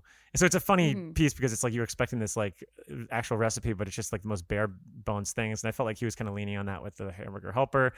Pat's Cafe, where they talked about how Lisey worked there, and with the bell. That is a real hangout of King's. So Pat's Pizza has been a favorite of the University of Maine students forever. And it's said that King actually was editing or writing Carrie there. And it's still there in Orono, University of Orono in Maine and stuff. So you can go there, and they actually, one of the things I found about it was, I guess someone took the wood from the tables and made pens to sell to people, which I thought was kind of cute. I thought Lisey's thoughts on werewolves were kind of shared by King, where he talks about like the movie Werewolves. I thought that he was kind of almost like leaning on the Dance Macabre stuff there. The Scott's love of, or like Lisey talking about how Scott would love satellite radio and its stations. I feel like King just, that's his own observation, especially since he owns his own radio station. The Pigwatt. So this is a weird one. And this is a stretch. So he mentions that they go by the Pigwacket campground. And I looked that up, didn't see anything, but I did find out that in Down East Magazine on Kever Lake, like some 15 years ago, or at least according to the magazine, Stephen and Tabby bought the lake's only campground and shut it down, and which made it actually kind of quieter because there weren't that many people like on jet skis and boats and stuff. Apparently people loved it, but then some also locals hated it because they're like, well, that was our tourism, so what are you doing? But and then the fact that like he literally says in the book like he didn't even plan his books, and then also talks about like the handicaps for novelists, I felt like are all things that King is bringing to the table that are certainly in his own domain. So just wanted to put that in there just because it doesn't obviously involve his own stories, but I felt like we're absolutely hidden, that we're on there. So anyway, I digress again. I mean, there are so many references to his own world too. Oh yeah, like his fictional world. I mean, it takes place in Castle Rock, so we could go through all the names of the people who live in Castle Rock who get mentioned, or the places of Castle Rock that get mentioned. But I also, as I mentioned earlier, the arguments against insanity fall through with the soft shirring sound is Jack Torrance's line. Or actually, I think I saw that it's a real poem that Stephen King wrote. I don't know why I laugh at that, but he sometimes is in love with his own writing, I think. There is a turtle ashtray. I don't know if anybody noticed that. Yep. Lisey has a turtle ashtray. And then I wrote a thing about King geography, or Kingiography, if you will. And I did mention, like we mentioned, Lisbon Falls, Castle View, the Harlow Deep Cut Road, which is going to come up in, and Dark Score Lake also, which I believe is Bag of Bones. And then I love what he says about Deputy Andy Clutterbuck. He says, after a minute or so of McGruff, a cop with the name Scott would have loved came on the line. And he's talking about Clutterbuck. And I'm like, yeah, he does love that name. Yep. The King name. And then he mentions King CMG or Kingdom when he's talking about hospitals, which would be Kingdom Hospital. And then I've got a couple more, but Shooter's Knob also isn't Shooter's Knob. Shooter's Knob is that where the dude from is it what's the Secret Window? Yeah, it's one of the alternate personality ones. Yeah. I found it. Well, it's true. It's true. It is, yeah. Okay, here's one. This again might be 237. It was as if the past had never died, as if on some level of time's great tower, everything was all happening. Yeah, that too. And then along that line as well, I have a world right next door to this one, and the wall between is so thin, like a thinny. And other worlds beyond the moon, it literally says on page 508. And I also have that Darla has a Michael Noonan novel on cassette tape, which is Bag of Bones. That's cool. And then obviously the reference to it whenever Scott says "Hi-yo, smucking silver." Smucking. And then there is also a reference to the territories, which I kind of thought was the talisman, maybe. And then obviously, of course, his obligatory JFK assassination reference whenever he speaks about the photo of Oswald, whenever he's dying. So typical King again. Oh, I didn't catch those. Good catches. I have some thematic connections. So when he talks about, she is talking about laying in the beds, like she's kind of defining her marriage by bed, which is something that Wendy does in The Shining. And there's a moment.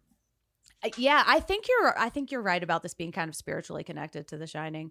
And if I have also on page 226, he's talking about Daddy cutting Paul.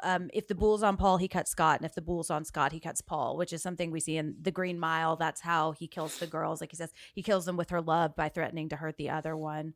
This is one I found for Randall. They're talking about digging fingernails into palms, like, and then the night vision equipment comes up in End of Watch and some other horror properties. And then, okay, there's one moment on page 438. It was full dark out now, and if there was a moon, it either hadn't risen or was occluded. So I think if we know that there is no moon, we can also assume that there's no stars. So full dark, no stars.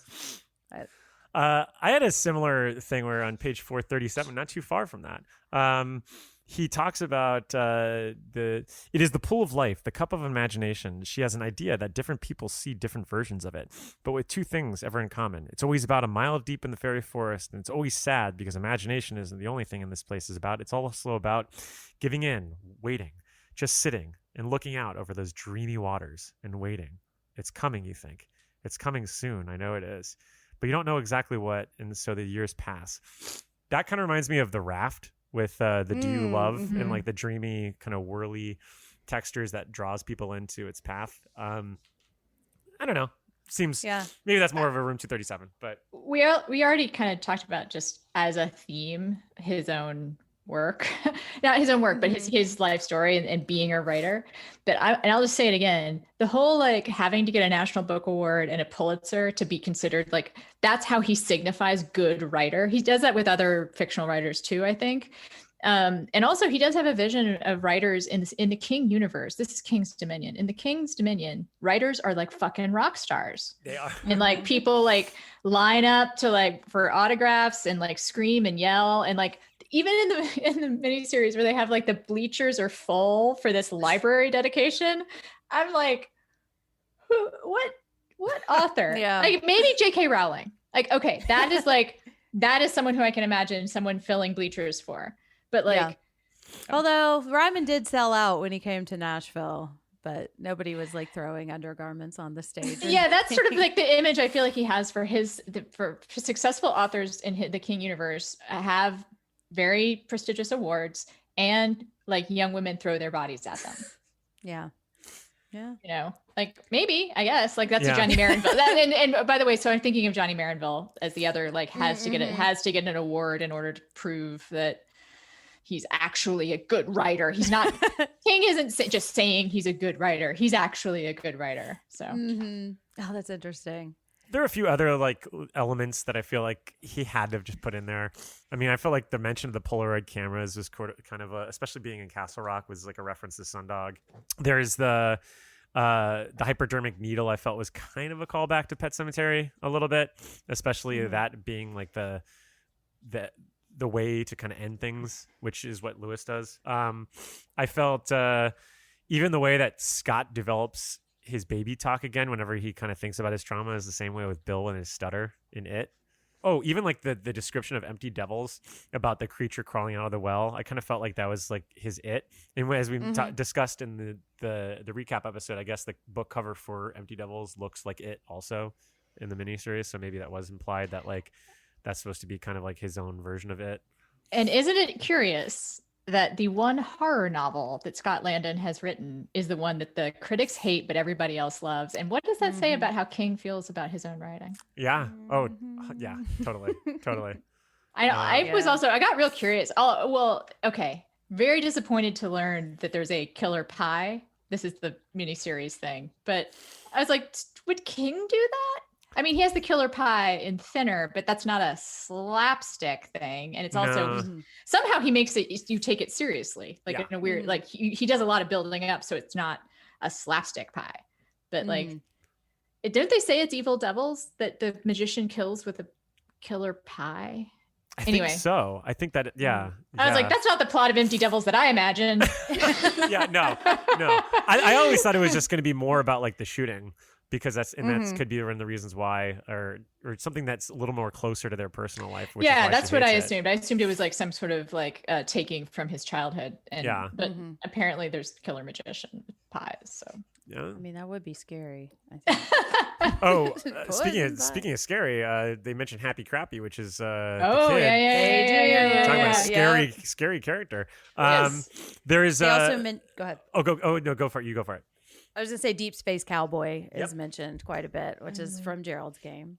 And this is a stretch, but the discussion of the mental book snake felt like Jonesy's own mental library that he has in Dreamcatcher.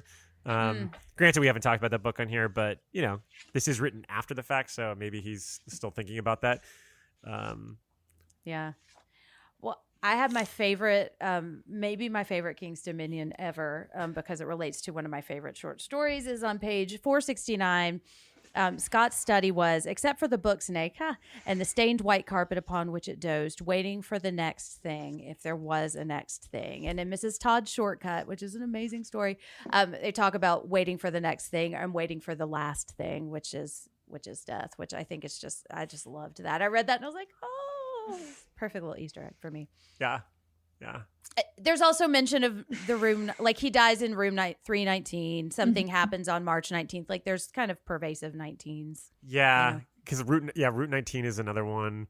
I did feel like the 319 and the fact that she's like anticipating 319 was very like so much of a callback. Yeah, to that. Yeah. Sure. Yeah, totally. Yeah. Oh, there's also a Halloweenies Dominion. Oh, that's right. On page 257, references Jamie Lee Curtis in Halloween. So how about that? You could check out our other podcast, Halloweenies. Well, she also says at one point, this is no dream, this is really happening, which is another famous horror movie, Rosemary's Baby. She says that. So I was like, oh, interesting. Sounds like we're nearing the end of the yellow string, currently unraveling the beautiful Afghan that probably took a long time to make. So let's close by sharing our final thoughts, nose rankings, and MVP. Dad, can we go now? You ready? Yeah, we've been ready for an hour. Okay, I'll be right there. You said that a half hour ago. Yeah, my dad's weird. He gets like that when he's writing. Joanne, would you like to start? I don't want to go first, but I will. Oh, you know what happens?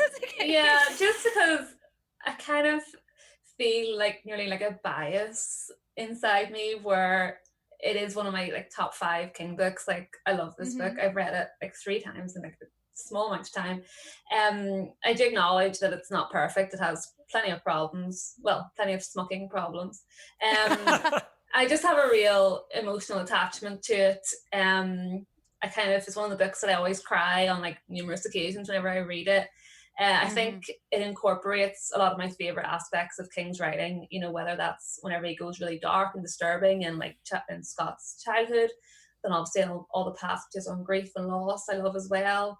And I also love when he creates other worlds that characters can, pass into. And I do love Booyah Moon and the fact that it's obviously stunningly beautiful, but also the danger that lurks there. I think it just ticks a lot of boxes for me.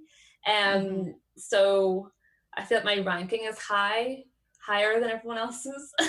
But Mine are usually high. Yeah, I feel like I'm lying if I don't give it 5 bright red Pennywise clown noses. So I have to go with my gut in that instance.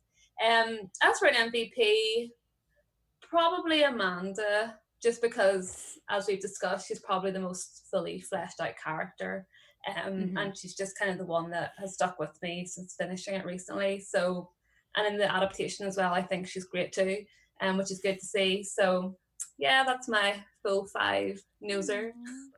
Yay. Well, as somebody who will never stop defending Firestarter, which also has problems, I completely understand. Yeah.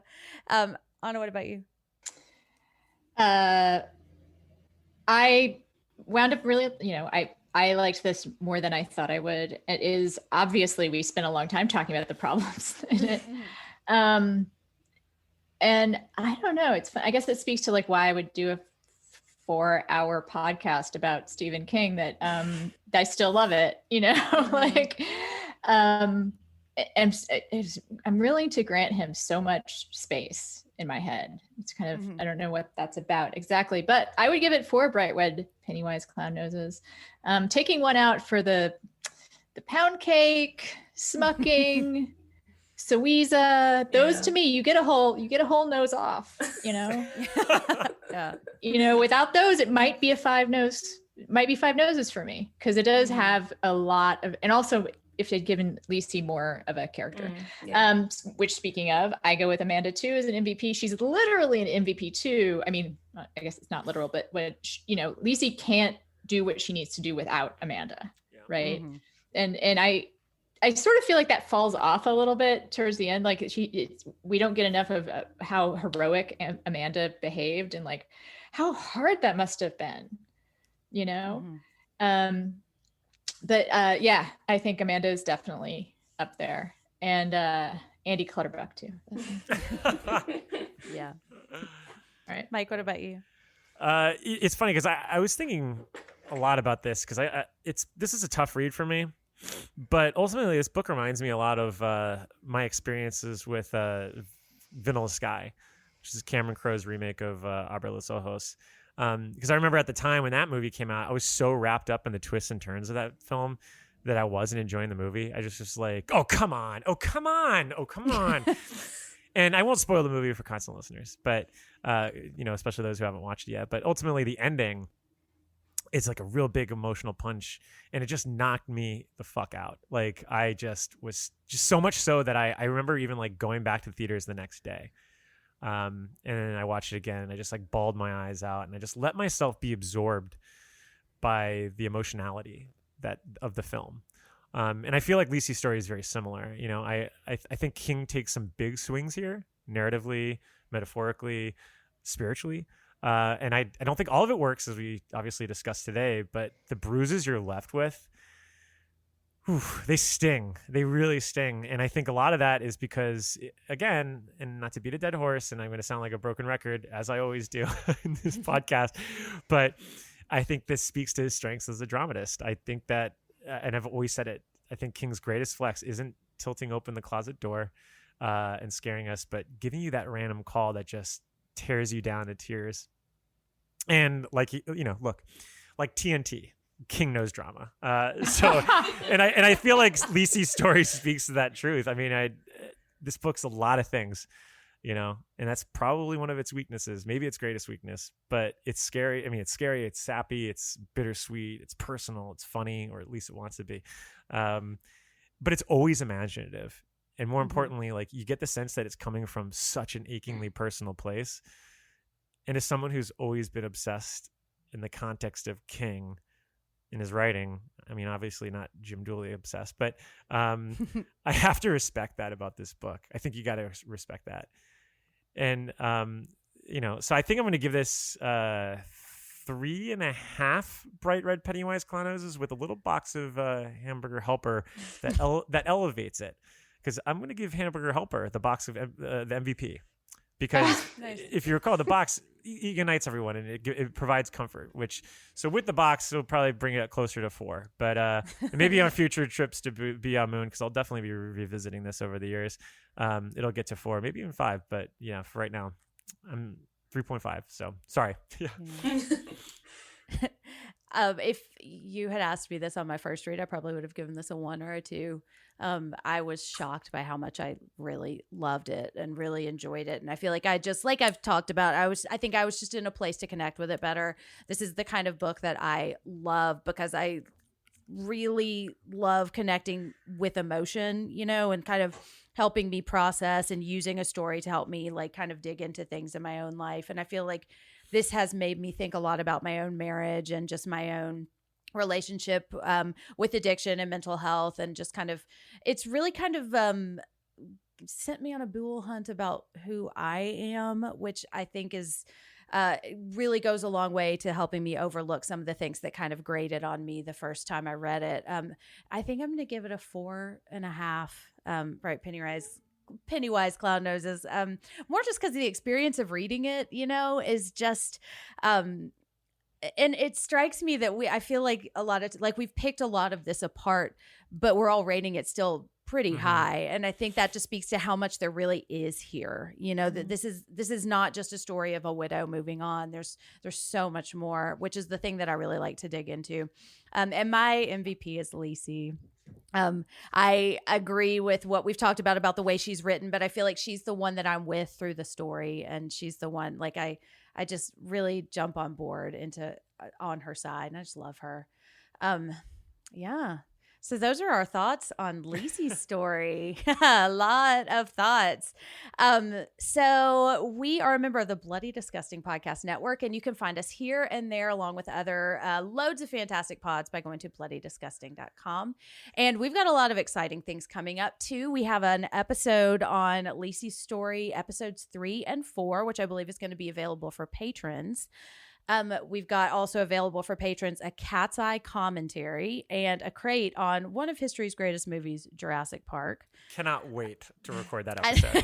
It's going to be just lots of roaring. It's going to be double this, I think, probably, knowing how it might be. movie. Yeah. And we've been dropping little prompts on Patreon on Wednesdays, which have been really fun. Just like kind of the 10 and 15 minute discussions about like what member of the Losers Club would go bad. So check that out. And we've been teasing this for a long time, but I think it's finally coming soon. We have a very special episode, which I am so excited about. So make sure to check the feed for that. Joanne, where can we find you online? You can find me on Instagram at Joba69. Basically, I just post book reviews, book recommendations, host read-alongs, often King read-alongs, and yeah, that's where you find me online. I'm not on Twitter or anything because it's toxic. Just on Instagram, yeah. I just can't. I go on to like sneak and look at people and then leave again. I don't post anything. Yeah. Anna, where can we find you? I am in the toxic space of Twitter. I am at Anna Marie Cox, and that's Anna with one N. I'm also on Instagram, where if you are interested in the mental health stuff, that is a place where I'm actually much more active, posting about addiction, body image. Those are sort of my big things. And I also write. Yes, I write. I have some pieces in the Atlantic and also Washington Post out. I have another podcast for genre fans called Space the Nation, where I and my friend Dan Dresner, who's an IR professor at Tufts, talk about science fiction from the point of view of people who are really interested in politics. And I always have to say, it's not like this person represents Trump and that person represents Hillary. It's kind of deeper than that. Mm-hmm. And we do actually a fair number of horror things in that as well. And then, yes, I have my main day job. I'm the host of the podcast With Friends Like These, which is a podcast about talking through tough shit and accidental harms that we do each other. So that's it. Lots of applicable themes to that podcast in this episode. Yes. Yes. Yeah. And Mike, what's coming up for Halloweenies? Halloweenies has been busy. We're going to be dropping I think like a 3.5 hour. Wow, that seems to be what a surprise, right? A 3.5 hour episode on The Conjuring. We are going to be doing a new Randy's Rex episode on the House on Sorority Row, which is actually recording the same time that we're doing this one. So that's why we do so many episodes. We had to do dual Zoom accounts. How about that? Which is wild. But yeah, so we have that, and then. I believe next month we got some fun goodies and stuff, but it's busy times. It's the summer, things are opening up again. We're gonna have our offline event here in Chicago where we're gonna be doing some Stephen King screenings coming up soon for Losers Club, so that's exciting. We're gonna meet a bunch of you out there, which I'm really excited for, especially Stand By Me. The idea of, I know Stand By Me takes place over Labor Day weekend, but I felt like the 4th of July alignment still works as well, so I'm excited for that one. Yeah. But Jen, what about you? What's going on with Psychoanalysis? Well, you can find me at Jen Ferratu on socials and on the podcast Psychoanalysis, where we talk about mental health. So if you liked this episode, you will probably like Psychoanalysis. Yeah. We tend to talk about a lot of these kinds of themes. We are wrapping up our month on bad dads, and in June we're going to be talking about phobias, and we haven't solidified the films yet, but there might be some slithering coming up soon. And Anna was just on a comfort horror episode on Alien. I believe that's our reigning episode right now. So make sure to check that out. We've got a lot of fun stuff coming up. And that is our episode on Lisey's story. Joanne, thank you so much for joining us. This was so much fun. Thanks for inviting me. And Anna and Mike, thank you. I always feel like I need to thank everyone on the pod when we have an episode where like I talk through a lot of stuff. But I'm really grateful for that this pod exists, because this is a way that I let out some of my bad gunky. And I'm grateful for listeners for being there with us. So let's sign off. We will see you over long days and pleasant nights. I got some hot friends. God, I got some hot friends. I got some hot friends. God, I got some hot friends. But you know you want somebody to treat you good. This is the end of our show. For now. We hope you enjoyed this production. If you like our programming, consider searching for other bloody disgusting podcasts, such as Creepy, Horror Queers, The Boo Crew, SCP Archives, Nightlight, Margaret's Garden, Nightmare on Film Street, and more.